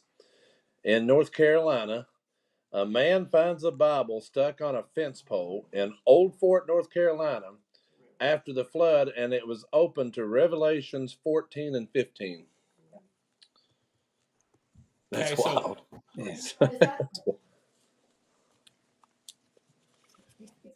And I don't doubt it. And I'm leaning toward. So you guys know, I lean a little bit towards. Yeah, I believe this could be where Israel was, where the gopher wood, where the ark is. I believe that Satan got it, switched everything, right? Moved everybody around. Although Yahuwah displaced everyone, but I believe that there was some powers that have switched everything up, so we would just wake up and be confused as all get out.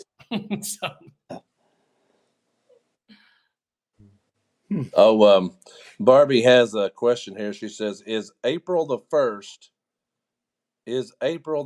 of the year?" Yes. Yeah. So, guys, we have 13 months. The Gregorian calendar changed all that. We were supposed to have 28 days. What's the cycle? What's the moon cycle? 28 days. 28 days. We're supposed to have 13 months of 28 days. We're not supposed to have a leap year. We're not supposed to have 31 days. We're not supposed to. So it is the Gregorian calendar of the Catholic Church. All roads lead back to the Jesuit order at the Catholic Church. All roads lead back there. That's why it's my belief, or my my understanding that I believe that the false prophet is going to be the Pope, and then Satan or the Antichrist is going to be some Jew somewhere coming from somewhere, some Jewish guy, I imagine, or I'm thinking he's going to be Jewish, but I don't know. I'm just saying I don't know. Of course, as I said, I'm the smartest guy in the room if I'm the only guy in the room, but I believe that the false prophet is going to come out of the Catholic Church. Oh yeah, here's that what you were talking about earlier.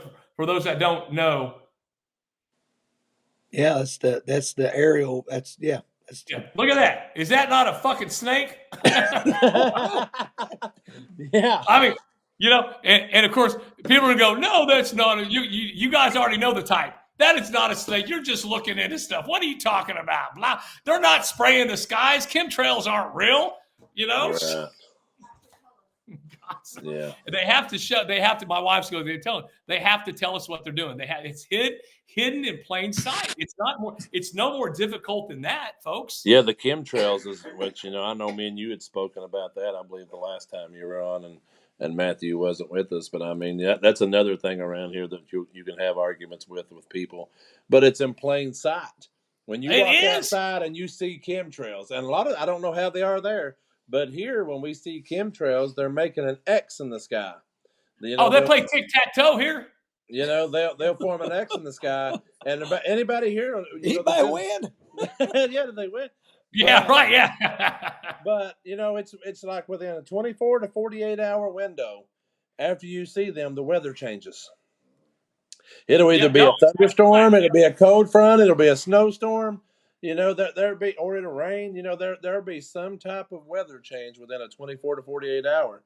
Now, of course, there comes the conspiracy theorist again. But it's like, explain it to me. I even went on Facebook one day when I took a picture of them. I said, all right, here we go. And it was what? Within 24 hours, it was raining. Or something. All right, here, listen to this. This is 48 seconds. Well, Facebook and my friends, it's Saturday. This is the weekend. October, what did I say, 14th? Nope, today's the 12th. Anyway, chemtrails. Look. Are we still there? Am I still live? Am I still live? Am I still live? I guess I'm still live. All right. Chemtrails. You see that line? You see that one there? And you can't see it because of the building. Let me walk over here, folks. Listen, I'm tired of having this debate about them spraying the effing skies, folks, okay? Let's get this over. If you don't fucking see it, then you're fucking, if you don't see it, you're an idiot. Okay? Chemtrails are real. Well, hello, chemtrails are real.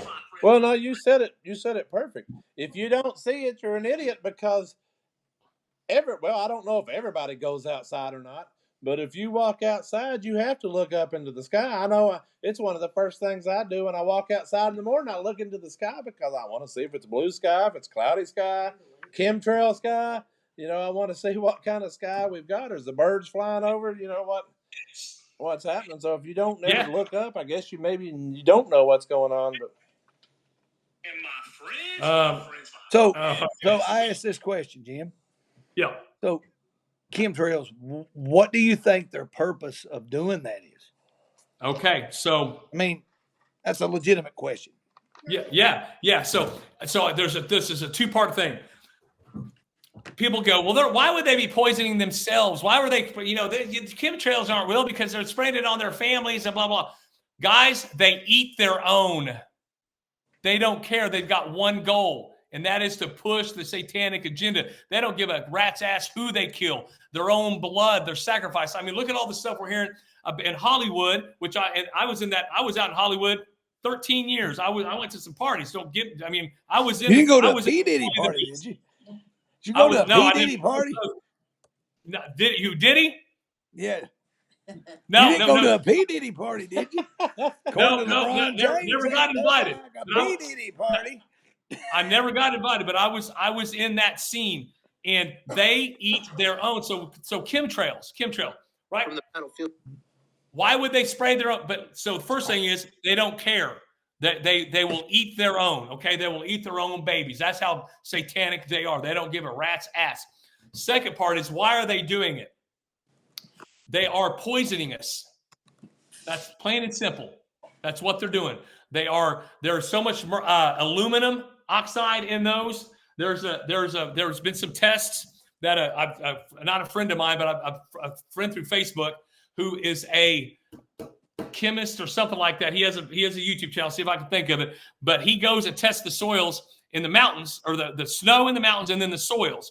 And one of the highest concentrations of aluminum and borite and a couple of chemicals. Guys, they're poisoning us. That's all they're doing. Okay, they want to say, well, we want to cloud out the sun. They want to cloud out the sun and all that stuff. That may be part of it, but no, they're poisoning us, guys. What we have to realize, understand that everything that's happening right now is AI. All of it's all fallen angels, guys. Why do you think they're going to Antarctic? Why do you think they're going to the South? Why do you think they're going to the South Pole? Antarctic? Because it's fallen angels, guys. We are talking about fallen angel technologies like HARP. All of this stuff is coming from the spiritual realm. I mean, think of the over in Switzerland, CERN. Okay, they have the statue of Shiva outside, guys. We are dealing with apocalyptic Satanists that don't care about us. Okay, and they're the Nephilim. They are the fallen angels they are the disembodied spirits. Let me back up here. If we're talking about the book of Enoch, the Watchers, and we're talking about Genesis 6, where talk about the giants, the men of renown. Okay, Enoch, can't remember the book of that, but Genesis 6.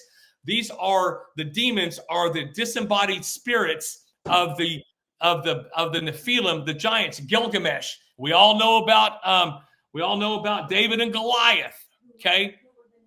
These are the Nephilim. These are the giants. These are the angels, the watchers that came down and saw that our women were fine, good looking, and they basically took wives, or they raped these women to have babies. Okay, so that's what we're dealing with. So chemtrails, yeah, they're poisoning everybody. It doesn't matter. And the fallen angels are the demons that we talk about. Demons, okay? They're not the 33% or the 33% that came down with Lucifer when he was thrown down. when he was thrown down to earth. Those aren't demons. The demons are the offspring, the Nephilim that have now died. Those are the disembodied spirits that are here on earth that live back then. Those are demons. Those are the demons, guys, just so you know. So back to circle back to what you asked about chemtrails. Yeah, they're poisoning us. They don't care about their own either. Okay, we're just cattle. We're just cattle. That's what we are. Yeah, and they happen a lot here. The chemtrails do. Yeah, that's who's going. Yeah, that's who's going after us every time. You know, and they've got their apostates. Okay, and that's why it's yeah. And people, we're playing catch up. Don't get me wrong. I think I know a lot until I learn something new. I'm like, well, son of a gun, I didn't know that, and why didn't I know it? That really irritates me. I'm like, God, wow. I pray for discernment and wisdom and all that stuff, and I learn new stuff every day. And it's a continuing process to share it and at least tell people what my view is anyway, and to hopefully have enough oomph behind what I'm saying, or enough passion that people will listen, and maybe it'll sink in. Yeah. So, you're right. Everything in this world is turned upside down. We got to understand that there is good and there is evil. It's that simple. Well, I'm glad to know that we all agree on the same stuff. That's right. What do you got over? Yeah, Oh Lord, levels of pain. How many books do they? Do you have a clue how many books the Vatican put out? Yeah, that's a good question. We had someone ask the question, do you have, there's a certain number of books in the Bible. Do you feel that when the Bible was translated from Greek and Latin to, the first modern language was German. Martin Luther had the Bible translated. But when it was translated by King James in England for English-speaking people, do you think that some of the terminology, possibly some of the books of the Bible, could be missing, and could the Vatican have played a part in that? Well, there's a lot there. Yeah. There are 83 books in the Bible. The Council of Nicaea in 300 BC, when Alexander the Great is what we're talking about, when they removed those one of them was the Book of Enoch, the Book of Jasper, the Book of Parable. What is it? The Book of Jubilees. Those were all removed by the Catholic Church again. Okay, or by Rome. They were Catholic by Rome. Okay? So are those made up of various books, or is that just a book itself? No. There was right. How many books does the Bible have right now? Do you guys know? Was it 66? 66? We have 66. Yeah. There were 83. So to answer your question, yes, they did remove stuff because they don't want us to know. And to your further point about the translations, the King James Bible is a bastardization of the Bible, because King James changed certain verses. And the very main verse, the one I always bring up when I give these talks, is that Ephesians 6 or Ephesians 12, when it talks about we wrestle with the spiritual realm, right? But there's also what King James took out of that is that the governments of this world, the governments of this earth and the municipalities in the spiritual realm. King James removed the governments of this earth because he thought it would mess with his authority. So yes, the Bible has been bastardized. The closest one I can find is the Geneva Bible. Get rid of your King James version and get rid of your NIV. Okay, throw them in the trash and get the Geneva. And I'm not saying it's the perfect one, but has a lot more of the scriptural of scripture that is closest to what was translated in AD 300 by when they did it when they were bringing it from Aramaic. Geneva, Hebrew, is that what you said? Geneva? You say Geneva? Geneva Bible. Yep, 1500. Well, I know this, that around the 1300, 1350, 1400s, there was a gentleman that lived in Italy by the name of Niccolo Machiavelli. Machiavelli wrote an essay called The Prince, and that essay advocated that if you wanted to be a great leader, you had to lie, cheat, steal, and kill. So I've heard of that. If you were an absolute monarch who claimed your power directly from God, what we call divine right back in historical context. And James the First of England, he was a Stuart, if I'm not mistaken, because he just replaced the Tudor dynasty, Elizabeth the First. It went to James. He would have been a divine right monarch who claimed his power from God. Therefore, if he claimed his power from God, and he believed that you had to lie, cheat, steal, and kill to maintain your power, he would have manipulated the word. Yeah. No, exactly right. Yep. And the just, Council of Nicaea. Go ahead. The Council of Nicaea. Look it up. That was when they took all the other books out. We've heard about the book of Enoch. The Enoch has so many things in it, guys, that should have been the first. That should have been the first book in the Bible. You know who Enoch is, right? That is Noah's great grandson, Enoch. That is Adam's line. Okay, so in genealogy, and the book of Enoch has so many things that were left out, and the reason for that is because the Catholic Church, being run by worshiping Satan, is that they took all those other books out because they gave too many clues and too many truths that us little paupers and pawns down here didn't need to know. Do you think it might be missing chapters in Revelation? Do you think, I had a question, do you think that the Bible could be missing chapters in Revelations? I think so. I think it could be. Yeah. There's nothing that is not off the table, you know? And Enoch was so special to Yahuwah that Enoch didn't die. Enoch, he did not go through death. Yahuwah brought him right up when it was his time to go. And then Methuselah was right after Noah, and Methuselah was the oldest living person as far as the Bible is concerned. Was Enoch older than Moses? When they died, Moses died. So Noah died at 900 or 800 something. Noah, I think, died at 600. No. I'm sorry. Noah died at 900 something because it took him 300 years to build the ark. From 300, if we believe the timeline, if we understand it right enough, from somewhere when he was 300 years old or 600 years old to 900, and then Moses, I believe, lived to like 600 years old or something like that. And why is that? Right? Because there's a passage in the Bible that we are now our time of life is 120 years. I don't know what passage it is about our new timeline, and what is that? What happened after the flood? The antediluvian time happened, right? The antediluvian. So Yahuwah flooded the earth, got rid of all of the Nephilim. Right? Why did God? We got to celebrate here, Jim. Right? I apologize. I apologize for all the excitement here, but sources just broke. Somebody has basically claimed. Mike, go ahead and read it. Sources inside the Kamala Harris campaign are now saying that Kamala is the wrong pick for the party. I think earlier I said she might be switched out. Oh, shit, really? You're a conspiracy theorist, buddy. Hey, move over, because I can tell you who's next. So who do we think? Who's in line? Who's in line after Michelle Obama? Is that what you think? I was just about to say Michelle. I was just about to say Michael Obama. Mikey, the Big Mike. Big Mike. Big Mike. I think Big Mike was their pick all along, but they just had to.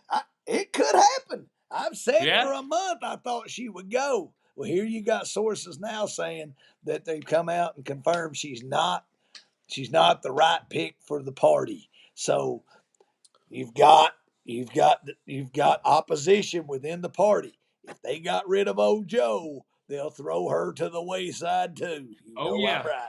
And you say, well, there's only 2 weeks, 3 weeks, 17 days. Hey, they can do it. They can do it. Well, just last night in Wisconsin, was it?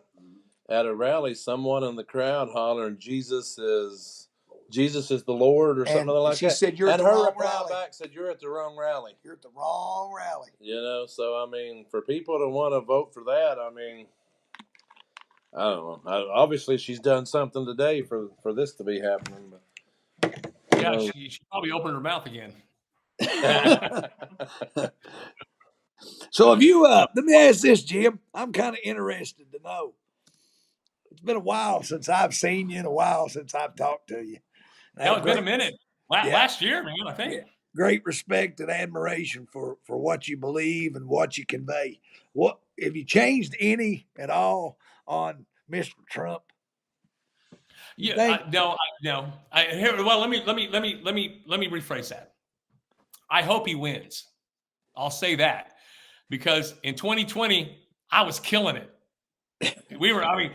See, that's what happens when you miss 2 shows with Jim. You don't know that he says that he wants him to win because he had more money in his pocket. I didn't say you didn't. We're just catching him up.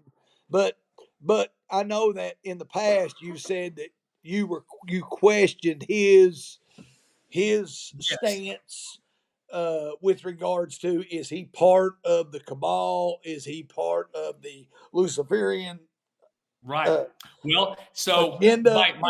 That's the only reason I asked you that. No. It's a great question. It's a great question. And trust me, I'm the type of guy that never takes anything personal ever, because I know we're all just out here asking questions. But we're allowed to I do hope he wins, right? So we'll put that to the side. I still believe that he is part of, not to interrupt you, I do appreciate go ahead. taking my question, because you know sometimes at public forums you're not allowed to ask questions, especially here in this county. I've got one to go with that. Did y'all get in trouble with something at a meeting or something? Not me, because I got to know the backstory. Not me. You're looking at troublemaker. Oh shit! What happened? It's always me. Well, see, I don't know. You probably saw it by now, but I'm running for school board, here in our district. And I remember that. Currently, we attend the school board meetings. Well, we were told September. We were there Tuesday night. We were there Tuesday night, and then Wednesday, the story came out from one of the board members that, me and Deborah here we only come to the board meetings to cause trouble. We're only there to video it and cause trouble. And so that's where the troublemaker thing's coming from. But during the board meeting, we had, I think, 25 people show up the other night. And, they was trying to ask the board members questions. Well, they were told by the board, we're not allowed to ask questions. The public isn't allowed to ask questions. And so that's why, I looked up and said that when you said, or Matthew, what have you, whoever it was, said something about asking questions. I said, yeah, we could do that here. We're allowed to ask questions here on this forum. But have you changed any as far as your thoughts on Trump? But you said you were killing it in 2020. A lot of people were killing it in 2020. A lot of people are living a lot better right now. The economy's such it's so bad that I don't see how a lot of businesses are actually staying open. Well, there's a lot. I watched a video earlier today. There's a lot of bigger businesses that are actually closing. A lot. A lot of the mom and pops got hit hard, and that's one thing that sucked about 2020. With respect to Trump, here's the thing. I want to have all the, don't ever have faith in men. I get it, whatever. But we got to believe in some people, right? We got to believe in something, right? With Trump, after he did that warp speed shit. If I wonder, does he think he might be a modern day Cyrus? Yeah, Trump's action. What'd you say? Miss that? He say? Isaiah 45:1. Do you think that Trump could be a modern day Cyrus, though? Trump be a modern day what? Cyrus. From the verse. Oh, from the Bible? Oh, you mean from the Bible? Yeah. Oh, God, I've never thought about that. I don't know. Let me ask you guys a question. What were your thoughts when he did warp? So now, and here's the thing. You know what I was doing in March? You know what I was doing in March of 2020? I was in the streets. I was saying, do not get that thing. This is in March, right when the shit hit the fan. Right when it was starting, yeah. Yep. I was said, do not get that. And I have these posts. I show everybody, look what I was saying in 2020, folks. Do not get it. And then Trump comes up with warp speed. Okay, he kept Fauci there. He kept Scarf Lady there. Right? What happened to this man of honor, this man of power that should be Deborah like Barracks. he But should let me he say should have been this. like Okay, let me General say Patton. this. And Go ahead. And I'm not defending Trump by any means because but okay, do you think, okay, my question is this. What does Trump have to gain from being president? Right. Well, He has nothing. Okay, he doesn't need fame. He's already got that. He doesn't need wealth or money. So, True. what is the practical purpose of someone like Trump running for president? Yeah. Well, let me throw this out to you. Let me see what you guys think about this. Do you understand that we get to a new world order faster with the Republican president than we do with a Democrat president? Okay. And now your head's spinning. Let me give you. I'm not saying you're right or wrong. Yeah. Let me give you my few points here, my few points of proof, and see what you think. So let's go all the way back to Nixon, Republican. He took us off the gold standard. What did that do to us? Why did he take us off the gold standard? Well, so they could start printing money, right? So now we can just print money with impunity, right? That's gold standard. Gold standard, there's nothing backing the dollar. What's happening today because we were taken off the gold standard? Now the U.S. currency is not the reserve currency anymore for the earth, for the world. Who did that? Republican president called Nixon. Well, what happened after Nixon? He was out. Here comes Ford. He's in. He doesn't do much. And then after Ford, we had Jimmy Carter. Jimmy Carter, peanut guy. We already know that, right? Okay, so he didn't do much either. So Nixon took us off the gold standard. Then we get. Listen, I'm an '80s kid. I loved Reagan. I loved him, right? But what did Reagan do? You ready? You ready? What did he do? What did a Republican do, guys? He made it so vaccine companies can't be sued. A Republican did that. You know what else he did? The war on drugs. There is no war on drugs. There's so many drugs. It was all a big scam because they're all in the same club. They go up to California. But let me ask this, Jim. I don't want to interrupt you. You're 100% right. You're 100% right with what you said. But let me say. So now, but hold on. We'll get to Trump. Hold on. I'm working my way up. And then hold on. I want to say this about Ronald Reagan. You talked about Reagan. What if Reagan actually tried to fight and resist, but the system was so big that he couldn't? I'm not saying he did or he didn't, but I'm just throwing that out there. Okay. Because you look at it and you say certain institutions are jeopardized. What I mean by that, let's say the legislative body's jeopardized. Let's say the Supreme Court's jeopardized. I'm just saying that. Not 100% sure I can guarantee that was. He could have vetoed that bill, had it gone, sent it back to the legislation, and have them have 60 votes instead of the 51 that they needed. But he did not do that, right? So he had the power of the pen. He didn't do shit. I agree with what you're saying. 100%. I'm not questioning. I'm just saying. Have you ever been in a position where? Let's say you're in a position that there's 5 people voting and 4 people are going to vote a certain way, and you can vote against it, but it really doesn't. It doesn't matter. You know what I'm saying? So what happens? Well, it does. Huh? What's that? It does matter. Oh, it does matter. But what typically? What are your convictions, right? Huh? What are your convictions? I agree with you 100% what you're saying, but what happens a lot of times in a situation like that is people see that it's not going to make a difference. Why ruffle feathers and make it any worse on themselves? So they'll just go along with the status quo. I'm not saying it's right, but a lot of times that happens. That can happen in government. Happens locally. That's the wrong person to be in office. I'd rather fall on that sword. I agree with you 100%. If you don't stand for what you believe in, you'll fall for anything. You've got to stand for something. Or you fall for anything. That's right. Yeah. But most people are not like that. Most people just look at it like, well, I'm outnumbered 4-1 here, or 5-1, or 6-1, or whatever. So my voice, even though I voice my concern and my rationale, it's not going to make a difference. I'm just going to ruffle feathers and make it worse. But he's the president. The buck stops there, folks. He's the president. Yeah, I don't want to hear. that. I don't want to hear how fucking pussyfoot somebody is. They don't. Hey, well, I'm afraid the crowd will go this way. I agree. Hey, I agree with you. But You know? sometimes, sometimes the institution is bigger than you. Meaning, No. Okay, let me say. Here's the thing. Okay, JFK. Like my daddy used to say, balls or BBs. What do you got? Hey, I agree. I agree with you 100%. But let's go back. JFK, John Fitzgerald Kennedy, went against the Federal Reserve with Executive Order 11110. And what's it getting?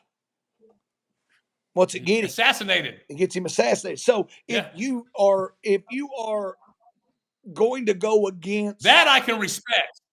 I can respect it too. But what I'm saying is, if you go against the system is bigger than you, and sometimes the system eats you up or takes you out. No, I'm with you. No, I'm with you. I'm there. And that's what I'm saying about Reagan. I think Reagan probably had good intentions, but he's one man. Well, you're kind of making my point. Because I agree with you. But what did they not do? What did they not do? Or what did they not? Or what they killed? They killed Kennedy because he was messing with their money. You don't mess with their money, right? And then Reagan, the vaccine companies. He probably, I don't know. They could have killed him, I guess, at some point if he didn't do that, but we'll never know. And then George Bush. But my question is, if you vote, and you and I both know this, the pharmaceutical industry in this country is a very, very big business. Oh, yeah. Big business. Look at the amount of money that pharmaceutical companies made in 2020. Billions. Yeah. Oh, yeah. So, but go ahead. Continue. I apologize. Go ahead. You're causing too much trouble. No, let me get up to Trump. Because you asked about Trump. So we got now we're Reagan. Now we got George Bush. Then we got Clinton. I liked Clinton. He's a pragmatist. He was going which way? Where's the club at? Where's the bar at? Where are the hookers at? Okay, I can relate to that. Okay, so Clinton didn't do much, right? But then George Bush gets in office. What happens under George Bush? George Bush remember how this whole premise, we get faster to a new world order with a Republican president than we do with a Democrat president. George Bush gets in office. What happened under George Bush? 9/11, right? What happened on George Bush's way out? The financial crash. You think it's a coincidence Patriot Act that he had two major crises happen? George Bush. And then what did we get out of it? We got the Patriot Act. All our freedoms gone. NDAA, Jade Helm, TSA, NSA. All of these control mechanisms. That was the engine of the New World being turned on. The engine of the New World Order being turned on was 9/11. And you start to see the power of regulatory commissions that regulate themselves, and there's not a single thing that the government can do because they've given them more power than the government. No. They're all in it together, folks. Oh, I agree with you. Yeah, quit separating. You cannot separate them at all. This is not. We're not churning milk trying to get butter. They're all together. Okay, we're not separating them because they're all together. Then Obama gets in office. Obama, he wasn't a bad president, I guess. I mean, he didn't do a lot. He got the healthcare thing going, but he didn't really do a lot to take us to a new world order at all. Nothing. And then Trump gets in office. What did Trump do? Trump shuts down America. Shuts us down. How much power is that? And then he keeps Scarf Lady there, and he keeps Fauci there, the guy that created AIDS. So they're all together. They are all together. So why does Trump want to be president? Why is he president? He's just the next figurehead in the office. And then and then the Republicans, then he gets this thing, the globalist agenda. His on March 13th, when he turned everything over to FEMA, that was the engine of the New World Order being put into gear, folks. This is what's happening. So that's my point. It's the same bird, different feathers or what, different wings, same bird. So I don't believe in any system at all, zero, that's on this earth, because it's all satanic. And here's exactly what I believed. This is what I was doing in 2020, right here. Hold on. When they were saying wear a mask. I'm live on Facebook. There's my mask. That's a thong. Thong, Okay? thong, thong. Thong, thong, thong, thong. This is a mask. You know what? No, Yep. So it's a fucking thong. so that's what I think about this system. I don't trust Trump. I don't trust Obama. I don't trust Merkel. I don't trust Xi Jinping. I don't trust Angela Trudeau. I don't trust any of them because they're all Putin. They're all Satanists. We have to understand that they are all Satanists. Now, we may not see what they do behind the scenes. I saw what Hollywood for 13 years. I went to many parties out there. I saw it with my firsthand. Just what the things that go on. So it's real. It's real. So we really have to take a step back and understand that this system is built by Satan, and that's what we're dealing with. And are there good guys? Trump may be a good guy. I don't know. Maybe like you were saying earlier, just too powerful, and they're going to say, we're going to do what you did. We're going to do to you what we did. Okay, well, my question is this. If he's one of them, and you're talking about there being one club. Being a what? Well, okay, if there's one club, one big club, they're all in it. One big club. And I agree. There are a whole lot of them in it. We ain't in it. But they're going after him pretty hard if he's one of them. They want him out of there. They've tried to censor him. They've tried to bankrupt him. They've tried to get him off the ballot. They've done everything to destroy his reputation. They have tried him multiple times for impeachment. They have put him on trial for things that are scandalous that heck wouldn't even get you a trial, but they've used taxpayers' dollars.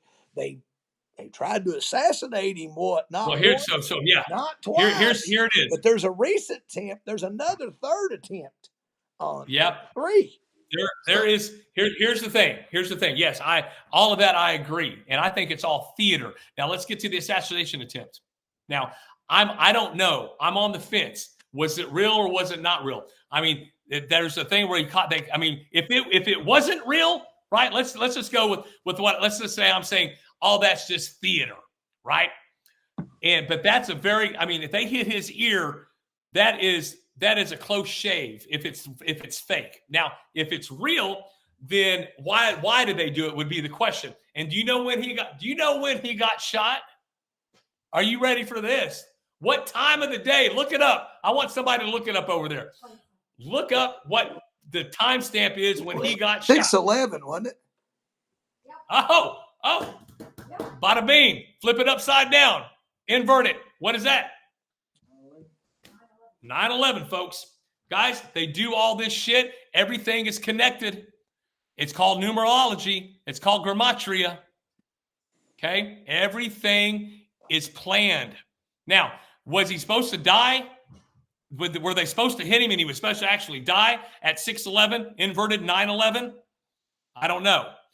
But understand, whether he's in good graces or not, they're all part of it. Okay? Because I asked this. I've read a lot on Donald Trump. And I've watched a lot of YouTube videos, a lot of TikTok. Listen, if there's anybody that knows just about everything there is to know about Trump, that would be probably me. Because like I said, I don't claim to be a smart man. I'm probably not the smartest man in the room, even when I'm by myself. But let me say this. But you're the best looking. Okay. Go back. I said, but you're the best looking. I am when I'm by myself.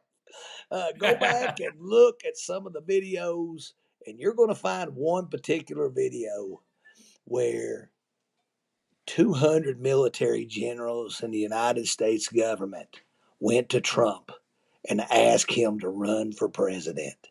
Mm-hmm. Why would 200 military officers go to a man who has nothing to gain to be the president? Because they were upset with the political structure of the country and the way things were going. And I'm not saying that man has had his reputation destroyed. Mm-hmm. He's lost $700 million while he's been in office. Mm-hmm. No, I know. I understand I am a firm believer that Trump is not what everybody thinks he is. I don't think Trump is part of the club. Now, I think he's got a lot of money. I think in the past he may have mingled with some of those people, but maybe, just maybe, he was smart enough to recognize that those people were not good people. Because well, hey, listen, that's a possibility, because can people change? Can the Holy Spirit, not saying that he needs to change or that he was different, Trump's whatever. a religious man? Yes. Do I think he's a man no, of that's God? right. Yes. The Holy Spirit. Do I think Trump makes mistakes? Yes. Mm-hmm. Do I think he talks sometimes too much and says stuff? Yes. But you know what? Sometimes it's the only way to get people to listen. You gotta say it the hard way to make it reality, because they won't listen to you, Jim. You know, he can sit and tell people that Kamala Harris is not the best choice in America, but yet now he's in the news for having called her retarded. And you know, hey, and I'm not saying she's not a smart lady. She probably is. But when you can't put two coherent sentences together on TV without laughing going on, you know. Oh, that laugh! You can ask her. Okay, they had a guy in an interview ask her. Okay, you know, I do this for a living. I'm struggling. I want to know what your economic plan is for the country over the next 4 years. And her response is, I came from a middle class family. That's her response. Yeah. She does not answer questions. Trump will answer questions. Now, am I going to say Trump is morally righteous? I don't think he's saint-like. I don't think he's God-like. Some people think that people that follow the MAGA movement are worshiping Trump as a God-like figure. No, he's a man. But you mean like the Democrats did for Obama? Is that what they're saying? Yeah. You know what? But here's what happens. People tend to forget the past because the only thing they see is the here and now. They forget about all that stuff. Yeah. Like I said, you know, I preferably do not, in my opinion, this is my opinion only, and take it for what it's worth. It's just one man's opinion. I did not vote for Obama the first time, and I did not vote for Obama the second time. Why? Yeah. The second time, I thought the country was in worse shape than what he inherited. He did not do anything politically, in my opinion, to better this country. I think he created issues that could have been eliminated. Now, there is one thing about Trump. A few things about Trump that I love, or that I like a lot. There were no wars.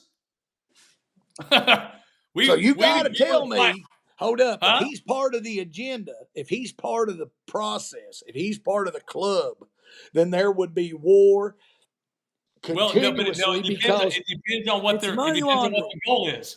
It depends on, you got to remember, we have to know what the goal is. What is their goal? Why were there no wars? What their goal is. Their goal with war is to laundering money back to themselves. Yeah, that's a damn truth. Yep. Oh, I know. What's that? How do you go from being when you inherit the presidency on and I know a president gets paid $400,000 a year. They get a $50,000 a year tax-free allotted allowance with that. That's $450,000. Okay. You're in there 4 years. You're going to make right around $1 million. But how do you come out of there worth hundreds of millions of dollars? Oh, I know. Look at what's that stupid bartender chick? She got $38 million now. $38 million. Who? AOC. Yeah, she's an idiot. But she wants to tax the rich. That was her dress at the gala that she didn't even pay to go to. Yeah, it's a bunch of Well, hey, Philip, my wife. She also wants to go to the sun and see if the sunspots can be removed to keep us from burning up. Oh, God. She's a Fruit Loop. Her laugh is worse than nails on a chalkboard. Yeah. No, that's a fact. Yeah.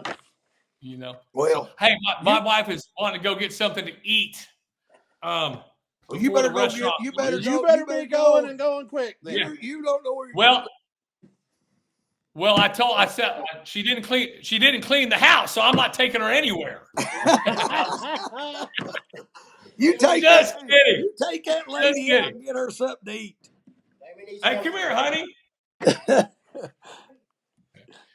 Oh, she's in the bathroom. Never mind. What's No, that? I'm just kidding.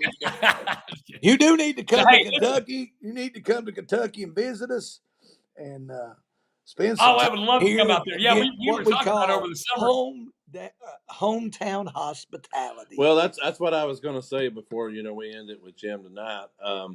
Maybe next summer or something other, somehow or another, we could all get together and hopefully next summer do an in person event. Do this. No, yeah, we would love to drive. I've never been to Kentucky. Hopefully next summer you'll be killing it again. Right.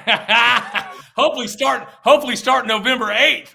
I hope, man. Hey, knowing this much, it'll take them 3 weeks to count the votes, though. No, exactly. Oh, hey, you guys come check me out on. I've used your moniker on Flat Earth Jim on TikTok. Yeah. Absolutely. Yeah, Flat Earth Jim. Yeah. I follow you over there all the time. I'm always. Oh God, thank you. Yeah, it's a lot of fun. Well, hey, please call. Let's do this sooner than later. I'd like to do this again, maybe after the election. Yeah, that's fine with me. That's 17 days. So yeah, we'll put together one right, about a week or so right after the election. Then we'll have That'll be cool. Let's do it. That'll work. All right. Well, tell everybody there hello and thank you guys so much again for the invite. Take care of yourself, Jim. Yes, sir. We'll see you in a few weeks. All right. God, that's awesome with us. Yeah, he's a good guy. He's a good guy. Very informative. Very up to date with what's going on. Says what he thinks. He says what he thinks. He may not be happy with this score, seeing as South Carolina 35, Oklahoma 9. Your dad said he was going to bed. He doesn't seem like. Hey, I did get him to think that he had thought about 45 on modern day soccer. Yeah. Here's your big game right now for the other team that just joined the SEC. Georgia 23, number 1, Texas 8.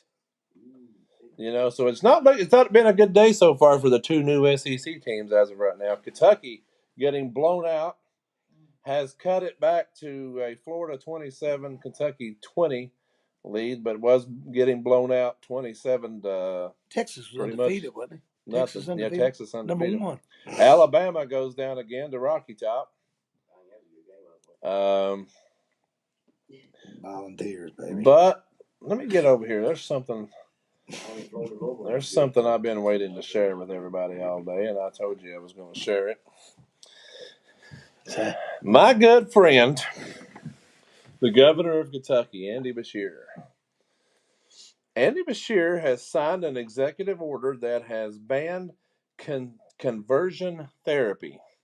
Basically, what that means is someone comes to you and says, I think I'm a woman trapped in a man's body. And you say, no, you're not, because a man is a man and a woman is a woman. That is now illegal under this decree. Under this decree, you will lose all license and certifications that you carry throughout the state of Kentucky if you disagree with that. Let's see. In 2021, and the Kentucky legislature saw this exact thing come through. It was called Senate Bill 30, and they did not pass it. Now he has used his an executive order to push it through. In Canada, they passed a similar law. But there, even if you're a citizen, you don't have to be a certified doctor, certified anything. A citizen in the state in the country of Canada, if you say a man is a man or a woman is a woman, you get 5 years in jail for saying that. King Andy's saying it's illegal for us to say that. If you carry a license, if you are a doctor, a teacher, somebody that carries a certification, or someone that like, say they go into a doctor's office. Let's just say you go into a doctor's office and you look at the doctor and say, I'm a man, but I feel like I'm trapped in a woman, or vice versa. And they say, no, you're a man because you're a man. You automatically lose your license. That's BS. And that is kind of snuck in on us from my good friend down in Frankfurt, Mr. Andy Bashir. But I did read you can contact the Attorney General and tell them that they need to override that. I want to say we all be burning up Coleman's phone. Right? Isn't that who the Attorney General is now? Coleman, yeah. I'm trying to get through a few things here while Matthew's logging back in. Our current president that we haven't saw in about 3 months, Biden announces another $6 billion in student debt relief for 60,000 student loan borrowers. He doesn't have the power to do that. I thought Supreme Court already ruled against They it. did. This is Joe was asleep that day. This is he was asleep. He didn't get the memo. This is a funny story for everybody that follows the Hurricanes.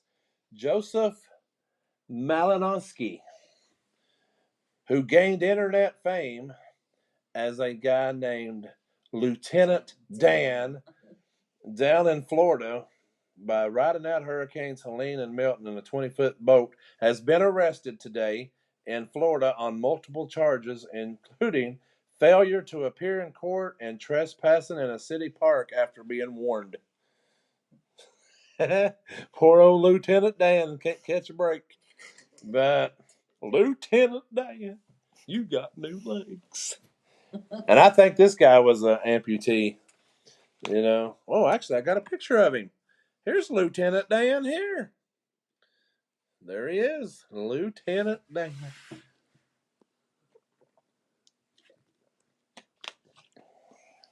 I don't know what that was. You sent that to me. That is Harp. Well, let's take a look at Harp real quick.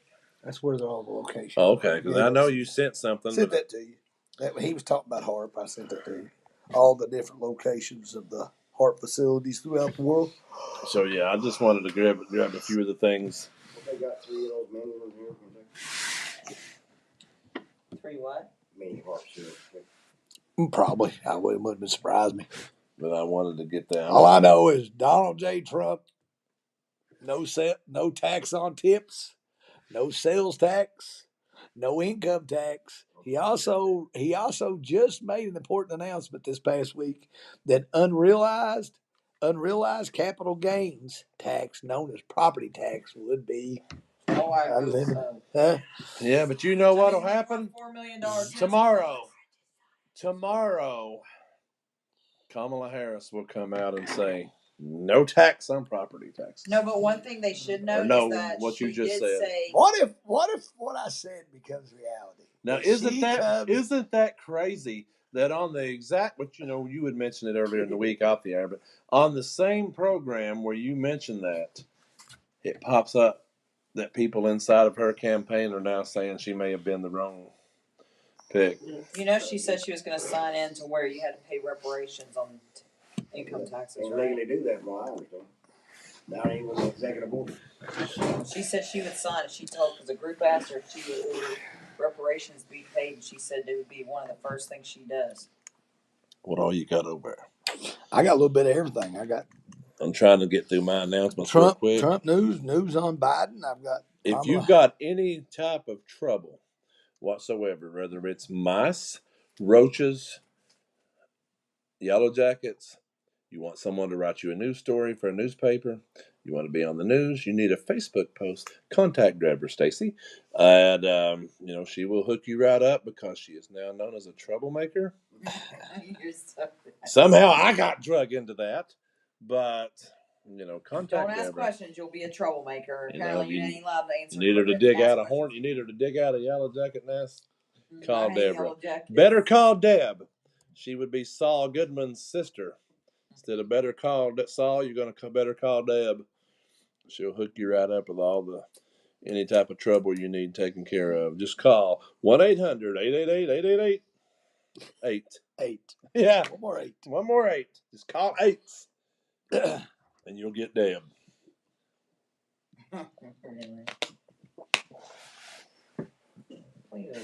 They was mentioned.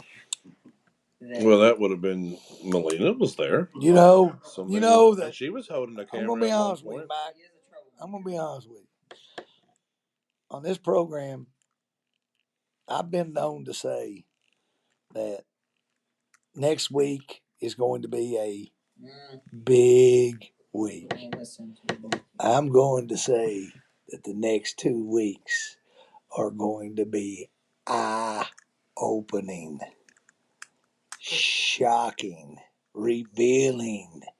Do I need to go on? do you want me to go on? It's up to you. I mean, Do I need to predict the future, or do I just need to keep my mouth shut? well, come on, Nostradamus. Let's see what you got. Man. Unless you just want to Ride it out. Ride it out and Let's see. if I'm right. I just want to Because know, I have been known to be wrong on a particular is there date. money coming? I mean, that's what we're worried about. Why would you worry about Why money? would you worry? Why would you about worry? money? You just got loaded yesterday. Yeah, no, I didn't. I'd like to know what's going to happen. with You want me to credit card put my and banking stuff. account live on the air right now and let people see it? You know, because I'll do it. But I will look at you and tell you this. Silver hit an all-time high this week. Where are we at? We're at $33.70 cents. Slow. Hold up, I'm slow. But back you know here. what? Patience, Grass. I do. Oh, I wish I Patience, had $1 for every Grasshopper. time I've heard that. Hey, Yeah. just be patient. Right, Melina? Hey.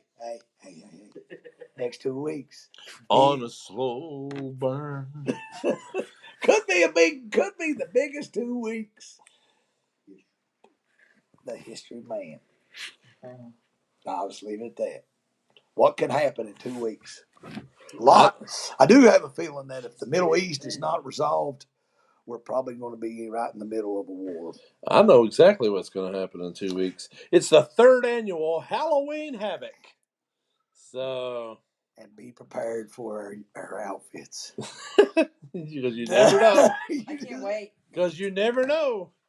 We have had Vladimir Zelensky on the show before. I think they're going to find out who the trouble is. We've had Jailbird, Dr. Anthony Fauci. We've had the governor, Andy Bashir, on the show before. And we've also had the president, Mr. Joseph R. Biden Jr. But this year, you'll just have to stay tuned. That's right. Be prepared. You never know who we may become as. We may come as you. Just be prepared. I can't wait. It is Halloween. It is the season of the witch. It is Sam Hain. But it should be interesting. Some of the things that our friend King Charles, Your friend? your friend King My Charles, friend. King Charles III. He's on a visit to one of his territorial realms, Australia. He could, Slow burn. that's something that's in the news. We'll see. We'll see. What else? Does Kamala step down in the near future? I just find that funny that happened That's so live and on the air. Which, like I said, we've spoke of it off the air, but because we have pretty much daily talks now. I don't know if you've noticed that or not, but people think that we just get all of these notes and put them all together in like 15 minutes before showtime. No. It's like it's almost a daily thing now. Sometimes it's at 7 o'clock, and sometimes it's at 10 o'clock at night. But Have you noticed that this has happened since she was kind of given the Democratic nomination for president? And that is, they've done everything in their power to try to separate her ties with Joe Biden. Meaning, most people on the Democratic side are saying that Kamala Harris wasn't the president. That you can't blame her for what has taken place over the last 3.5 years. Well, last week, Joe Biden, actually on October the 4th, 2024, Biden gave a presidential address at the White House. And his comments were, "We're singing from the same song sheet. She helped pass all the laws. She was a major player in everything that we've done. Old Joe ain't separating ties from her, but she's trying every way in the world to separate ties from him. You know what's going to be ironic? This is what's going to be ironic. I realized today that if and when Trump wins the presidency, who will be responsible for certifying that election? Kamala Harris. Kamala Harris. Harris. And also, she will have no recourse to send back the electors because they changed the law, and that option is no longer on the table. What is the grand finale? 86. That's the grand finale. They can't change it. Huh? They shot themselves in the foot. That's exactly what they did. They said that Mr. Pence could not take the electors back to the legislative body when the law said he So could. once it's done, So they changed the law that the VP cannot take the electors back to the legislative body to be reviewed, which means if and when Trump wins, she must certify it, and they can't do a single thing about it. I think they already know that because Aunt Raskin, the one's already got impeachment papers already for Trump again. Yes, he's ready to go. I think that was like, well, they already figured it out. They shot themselves. That's exactly right. Sometimes be careful what you wish for, because you just might get it. And they got it. And the rest is history. We'll say this. I don't know if you've seen this. Did you see this, Mike? I thought this was news of topic, too. A professor at the University of Kansas was in the news this week. Did you see that? He basically told every student on the Kansas University campus that he had that if they didn't vote for Kamala Harris, they ought to line them up and shoot them. Yeah, I saw that. Indoctrination at its best at a college campus. But it's happening, even lower schools too. I mean, I don't know about here locally, but I know, it's on a college level, it's on a high school level, it's on a middle school level, elementary level, because they're trying to push that agenda. But I think one of you just said, I think they've come to the realization at this point that they know she ain't going to stand a chance, and that Trump's going to, that stupid thing that we pulled up there a minute ago, that she was going to have 445 electoral votes and Trump would have 92, on November the 6th. It's like, if that happens and the world's burning and it's gone, I mean, because there's no way he'll have more than 92 electorals in the first hour of the polls closing. But the early voting is going on. Georgia's already set records on that. Speaking of early voting, I mean, I don't. What happens if I need to ask this question? Early voting. What happens if so many people vote and they vote for Trump that the early vote decides the election without even having to go to the polls? What would that do for you? Huh? We won't have one on November 5th. There's no point in doing it if you got all this early voting, So I would encourage you right now to go out and vote early and vote for Kamala. Wait, me. Yeah. That's right. I'm trying to find something here. I don't know what happens to our local stuff if that. What happens? Do we still have local elections? You're looking at me like I'm a genius. I don't know the answer to that. We're waiting for it. I don't know the answer to that. I guess you would have to have a special election, I guess. I don't know what you would do. I don't know how you would do that if the election was already decided. And it very well could be. It very well could be.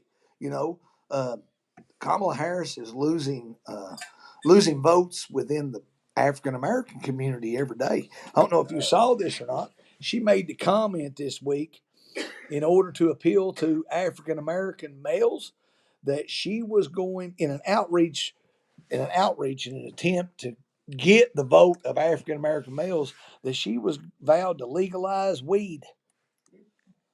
Vowed to legalize weed. That's awesome. Huh? She's losing traction with the Muslim vote because She's there's a having to Muslim do mayor anything and she he can ended do. endorsed Trump the other day. A Democrat. Yeah. She's having to do everything. And I'm she sitting there can going, I possibly mean, do that's at this kind of point. like a slap in the face to African American males. So I mean, I'm thinking my opinion. I'm not voting for her. Why? Because She's not. a I mean, dumbass. she's basically saying that everybody within the African American community is smoking marijuana. That's not true. That's a stereotype. That's a lie.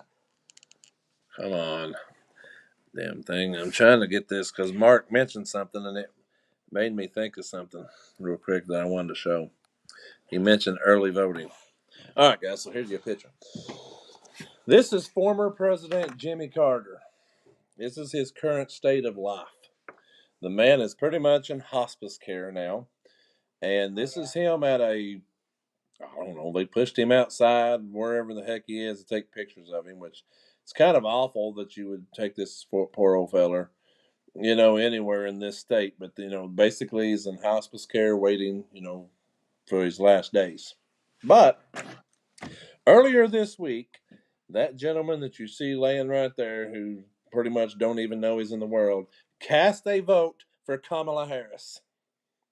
He has cast his vote for Kamala Harris, and there he is on the screen. There's no way. I mean, there's no way. If a doctor's office, or not a doctor's office, but a hospital or a nursing home, or somebody knows that someone's in that condition, then how can he legally vote when he's not of mind to do so? Did you see the picture? Yeah, that's what I'm saying. So how? I mean, you could tell. What do you? Give me something to throw. Is there something wrong with this girl?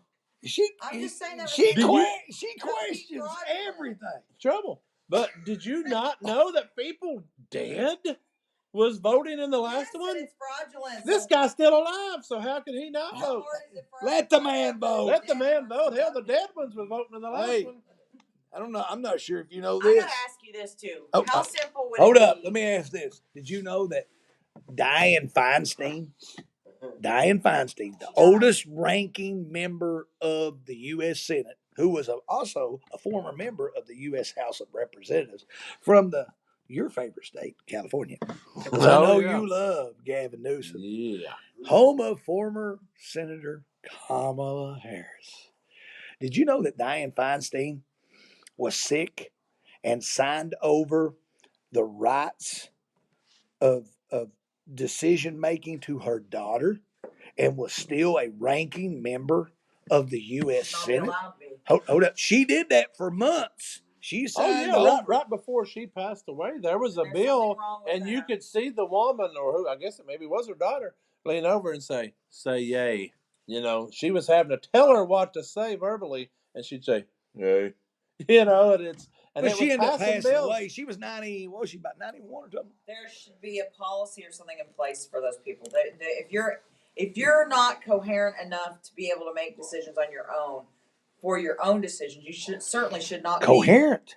So right now in this country, they are asking Donald Trump to take a cognitive test to determine if he is competent to be because president. they're hollering that he's going to be the oldest president in history. I don't care. And that his health is not good. They should not give him one. They did not give Biden one. And they allowed Biden to run on a ticket when they knew good and well that he was not cognitively right. I mean, seriously. I just want to know this. How simple is it? Is there anything that you don't What are you question? talking about him? I don't know why government makes things so complicated, okay? When someone passes away, who signs the death certificate? Who has to give people the death certificate? If you just wouldn't ask questions, you'd be better off. Who signs the death certificate, Steph? Who said? Because you have to have a death certificate. Well, at this point, Jimmy Carter's going to sign his own. I guess. It's looking, but is it the coroner, the funeral home? Somebody. The coroner signs it. Right, somebody has. It does here anyway. The coroner does. So how hard would it be for the funeral homes or to, coordinate and go and work together with clerks' offices and stuff from the people? If this is your county of where you live and you're now dead, how about we send something to a clerk's office and say, hey, remove them from the voting roll? This whole thing started with her talking about Joe not being in a cognitive state, and I don't understand that Wasn't. because the idea that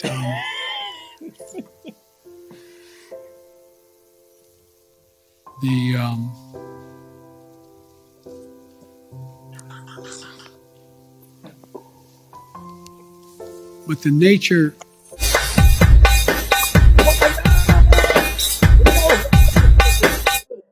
So my point being, you're saying that was not cognitive enough because he couldn't remember nothing. That's more cognitive than this poor old feller that's laying on his deathbed that's voting. And it's sad to see anybody in that position. No, I mean, that's it's horrible. sad. Well, here's the thing. In the picture to the left here, you see the guy in the green shirt. He's actually posing for a picture with him. It's like I can't believe that you would question that somebody that died. It's against the law. I work social Hey, services. in 2020, if you in 2020, if you died in 1863, you were allowed to cast a vote in that ballot. I'd just like to know. Why do you not allow these people to vote? I just want to know how many of them's happy with their vote. If somebody allows, I'm happy with my vote. If I passed away, somebody allowed me to vote for Kamala Harris, I would haunt you. I would come back and haunt you. Well, you're probably going to pass the vote for her anyway without even passing Well, away. I almost have to. I mean, I'm woman, I'm female, and they told me I have to. That's right? a fact. If we belong to the female club, we have to. And she's going to do wonders for small business. I mean, I've already heard that like. Should I go on about that? Let me give you. You need all the help that we can give you right now. Let me give you. You talking about election? Be serious. On a serious note here, Missouri. Is the FBI coming after us? Yes, they're here. The helicopters in the month of February 2024, Missouri registered 78,421 new voters. Did you hear me? 78,000. Are those illegals? Are we allowing those? Because I thought no, in the state of Missouri, in the month and during the month of February, during 1 week, out of that 78,421, 23,253 were dead.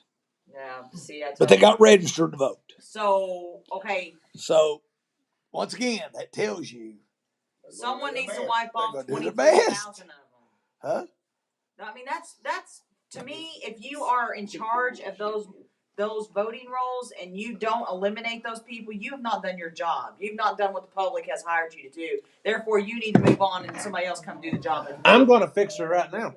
Just read it online moments ago. In the state of Michigan, it said there was a population of 8 million people.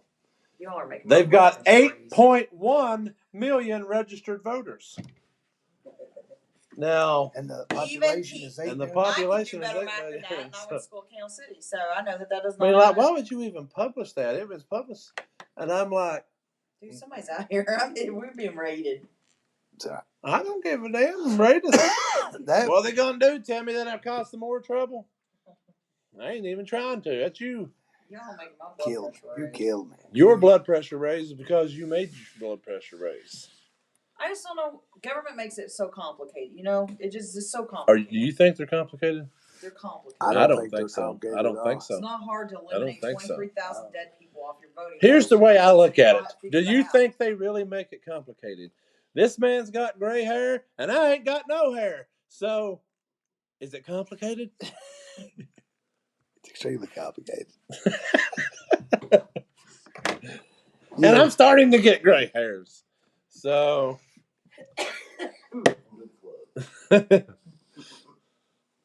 and I ain't using just for me. So Matthew, are those 23,000 going to be wiped off since someone discovered it in Missouri? I am not the person that has the power to remove those people, but I am going to look at you and tell you the right thing should be they should be removed. But those people need the right to vote, even though they're dead. Their voice should be heard. I'm going to say this, and I'm going to try not to offend people. Someone's liable to take Georgia, they voted. In Georgia, they voted. In Arizona, they voted. In Wisconsin, they voted. In Pennsylvania, they voted. In Michigan, they voted. In New Jersey, they voted. I feel assured there was probably some dead people in the state of Kentucky that voted. Now, not Daniel Coleman, who was the Adams guy. Michael Adams was trying to eliminate and clean up the voting roll when he was in office. That's not been too long. Is he still in the office? Is he still in office? I don't know if he is. Michael Adams? Michael Adams. Secretary, yeah. Right. Yeah. So he was supposed to be cleaning up our voting rolls stuff. But my question is this.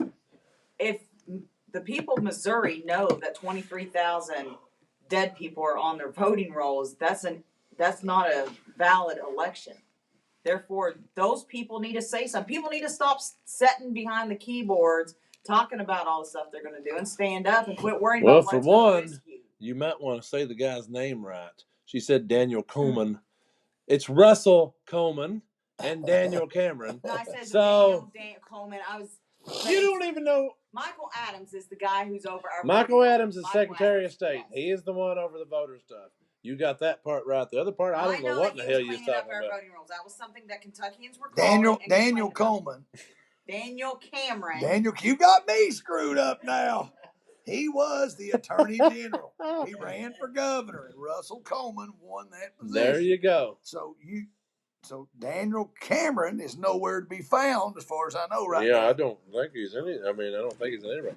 But now Russell Coleman is who you would contact for the Andy executive order thing that I talked about. Now, if you had any type of voter questions, you would contact the Secretary of State, which is Michael Adams. I know Michael Adams was cleaning up. Now, what he's doing now, I don't know because I haven't heard anything. But I know when he first got in, he was really working on our voting rolls stuff. My thing is if you live in any of those states, you need to be contacting your Secretary. But it's very rare that you hear a whole lot, recently anyway, about Kentucky votes. Any type of fraud or anything with stuff in Kentucky. So, maybe he's doing the right. I know here you have to scan your ID, then you vote on the machine, then you have to take the paper and put it in the other machine. So, there's 3 or 4 different steps you have to take to even be able to vote here. But I think as Americans, so we should be infuriated that other states are cheating, that's cheating. It's not a valid election. And that affects us nationally. So my question is this: how can you substantiate that any state is not cheating? Well, it's a valid question. I'm not saying we are. They did in Arizona, and it did no good. You want me to tell you how? Heard it myself with my own ears this week from a man that actually works on and sets up voting machines. This is how it works. If you're registered in the state of Kentucky, your name is still registered to vote in the state of Kentucky. You moved to North Carolina. You're in North Carolina for 60 days. You go to the voting polls and say, hey, I moved to North Carolina, but I'm not registered to vote. They'll allow you to vote. You cast your vote in North Carolina. Trump, Harris, whoever. You cast your vote. You drive back to Kentucky, where you're still in the system. You go into Kentucky to the machine, you cast your vote. It counts in the machine. It counts as a paper ballot, absentee maybe, or whatever they call them, in North Carolina that you voted, let's just say for Harris. Then you come back up here, you vote on the machine for Harris. So you have been able to vote twice, but the only place that it's going to show that you voted is on that machine. And that guy told us straight out that that's happening. And that's how they're going to do it this time. One thing he also told us is that some of the clerks are asking people to certify election machines. Well, right here it is. Wanda Davis, which, her daughter lived. My daughter moved to Kentucky from North Carolina, and they got a mail-in voter ballot from North Carolina. Right. But he also said that when they I want to ask a question. Machines, let me ask a question before you go any further. If, let's say, that happened and you voted multiple times, have you not committed a crime? Absolutely. Well, you would think so. I'm not throwing that towards her daughter. I'm just saying, have you not committed voter fraud? Well, I'm just going to tell you this. But now if I voted somewhere, I would not think about voting somewhere else. I would just. Well, no, seriously, I wouldn't either. But he said that's what he expects to happen because that's how the law works. That would work for Tennessee or anywhere else. Let me ask this question, and you all may know the answer, and you may not. I don't know. Let's say I owned property, oceanfront property, in let's say Tennessee. and I pay taxes in Tennessee. I visit there maybe 4 or 6 months a year, but I have a residential home somewhere else that I'm there the other 6 months. Would I not be able to vote in both places? That's kind of what he was saying, is that you could do a paper ballot And I mean, on one and then I'm vote on the other. that's I don't illegal. know, but I do know I too. would imagine, yeah, because you would basically have residents in 2 different states for the same amount of time. I think he was only saying you'd have to live in North Carolina for 60 days to be able to get the paper ballot. Did you not find what else he was saying is concerning is when he goes set up, they go set up these machines and they're supposed to certify them, but they haven't been tampered with, nothing's been done with them. But right before election day occurs, right, or before the start of the votes. Yeah, right? like if say he brought the machines in the store here, and when he went to come in, say tomorrow morning was election day, if he came in and they were turned on, he's not going to certify that machine until he checks it out, because he's supposed to be the one that turns that machine on and boosts it up and everything. But he says it's happening. There are people asking him to certify, which he won't. So then sometimes he doesn't get called back to help do those machines because they're asking him to, hey, go ahead and certify that machine while you're here. And it might be 2 days before the election. And he says, I'm not certifying that because I got to come back and check it. Because it's already been. But they're asking him to go ahead and certify it. And then he's saying he knows areas that have not called him back because he refused to certify those And machines. he does, he does Kentucky and other states and stuff too. And, I don't. It's kind of alarming. Yeah, it's kind of weird. He would actually. Well, you need to do your job. He would be an Your job is interesting not guy to that I wish certify, we could actually get a talk we get to people on to here. do that. He doesn't have to come back out. Okay, I'm going to go ahead and certify now, so I don't have to. But come I back. like the fact that he will not certify that machine if it's been tampered with in at least a little bit, because he has to be the one that fires it up on election morning. If he comes in and there's already 30 votes, or say a county clerk or somebody's already turned the machine on and people's already voting, then hell, that thing could have been on at midnight or something. It could have been on all night. So I asked this question. I'm just throwing this out here. Do you think those machines have the ability to be plugged into the internet? Yes. Yeah. Well, at this point, I believe all the machines are basically, that's how they register the votes. So if it's on the internet, is there not, and I'm not saying it's happening, I'm just asking, is there not potential there for somebody to hack into the system? Absolutely. And quite possibly do something? Absolutely. I think anytime you have anything that's like that, that's Wi-Fi, internet, Bluetooth, you have the ability. Well, if you've ever paid attention, I mean, it may be, it might even say in here, I don't know, let's see.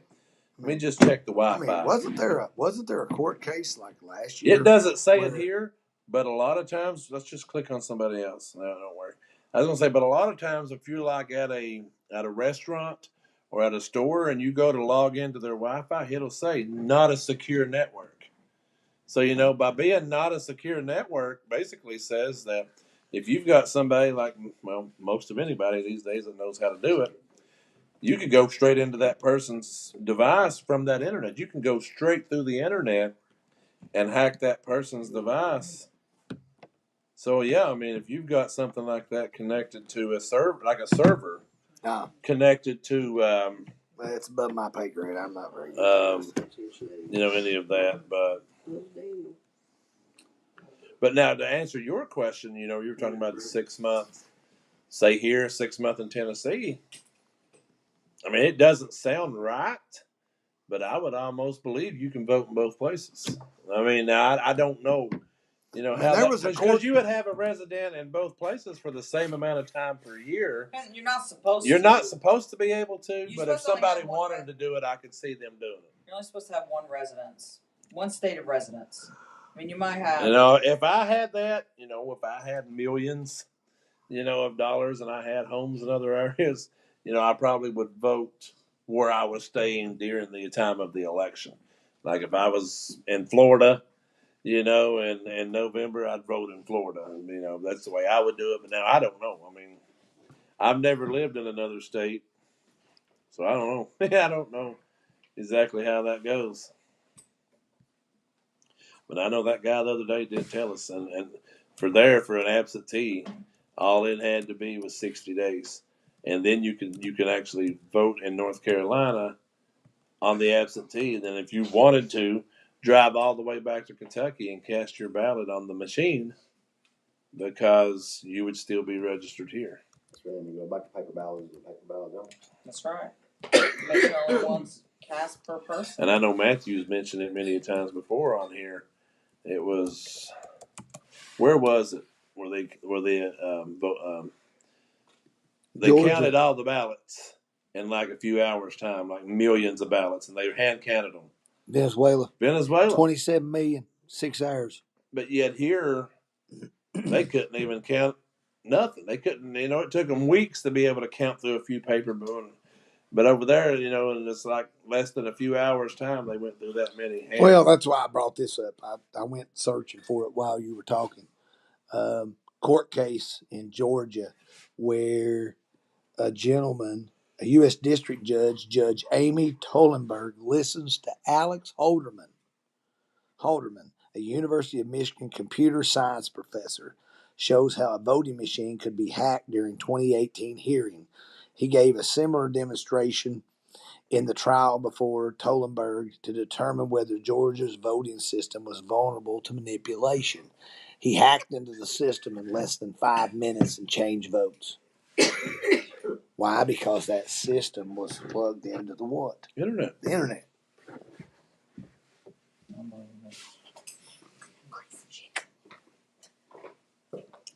But, that would be a conspiracy, considering some people would think, well, that doesn't happen. But, Well, I mean, they can conspiracy all they want. When somebody comes in this shop or you run into the same guy somewhere else, and his job is to take these machines and set them up, and he tells you exactly what people are doing. He said he don't certify if it's been tampered with or if it's even on. Or early, like he won't go ahead and do it just to get out of people's hair. He's going to do it the way he's supposed to do it. Not everybody's like that. I don't know if I'd like that job or not. I mean, that could possibly end up being a bad situation for you, in a place where they're trying to rig something up or trying to do something. But I mean, this is a guy, he was just sitting here, I think it was earlier this week. It was earlier this week or later in the week, last week or something.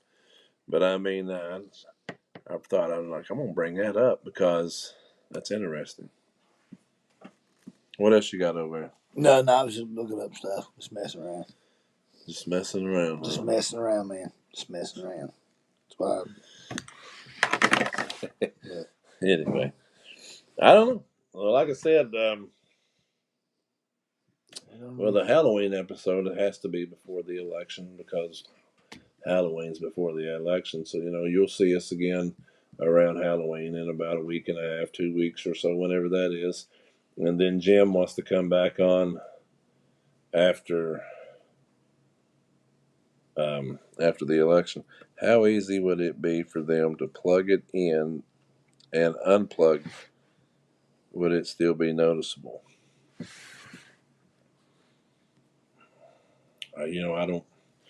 When I go vote, I don't pay enough attention to if it's plugged up or not. There's just a little machine there, and I don't know. Maybe when we go vote this time around, we'll pay a little bit more attention to it. But the next time you will see us, will be at the 3rd annual Halloween Havoc, and we will be disguised or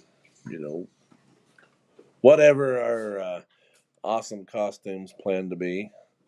We'll be in that. We'll have to get a date set up because I want to think Halloween is on a Thursday, which is even weirder. But so we'll have to try to get through that. So we'll have to try to do it. You only got like a week and a half. Somewhere down the line, and I don't know. I do want to thank Jim. I want to thank Jim Foster for coming on. I thought it was a pretty good show tonight.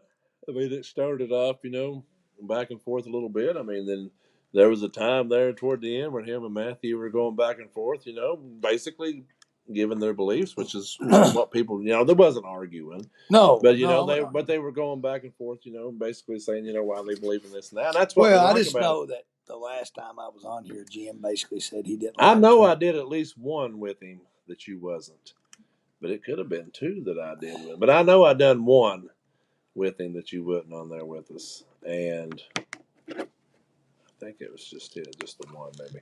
But I can't remember nothing. One that says, as long as we're not dressed up as Big Mac, well, we can't. Well, for one, we can't do that. We'd be ridiculed for life.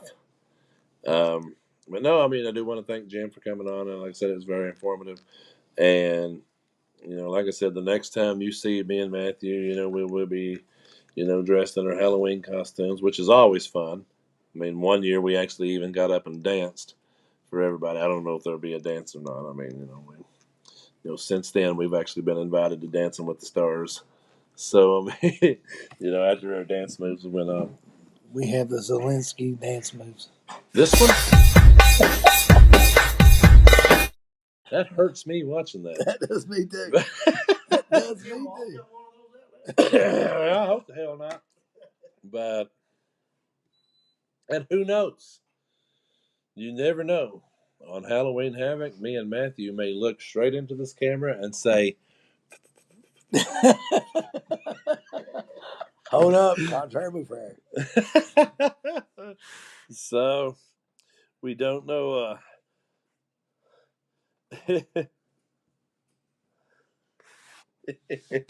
Anyway, I don't know. It's been fun. It's been late, damn. I just noticed, we're 1 minute away from going 3 hours. I don't know if we've ever went 3 hours before. But we've talked about a lot of stuff. We went through a lot of stuff, got a lot of things. I just hope and pray that the good Lord above lets this next 2 weeks be the best. Well, like I said, when we're out on Halloween, when we come out for the Halloween episode in about a week and a half or so, or whenever it's going to be, at that point we're within single digit days of the election. At that point, right now we're 17 days out. So 17. Legends never die. They don't. So, but anyway, all right, guys. I do want to thank everybody for tuning in tonight. It's been fun. Thank Jim Foster for coming on. Thank everybody that's here with us. And we'll see you guys in a week and a half or so. We'll see you guys. Until next time, everybody take care. Stay safe.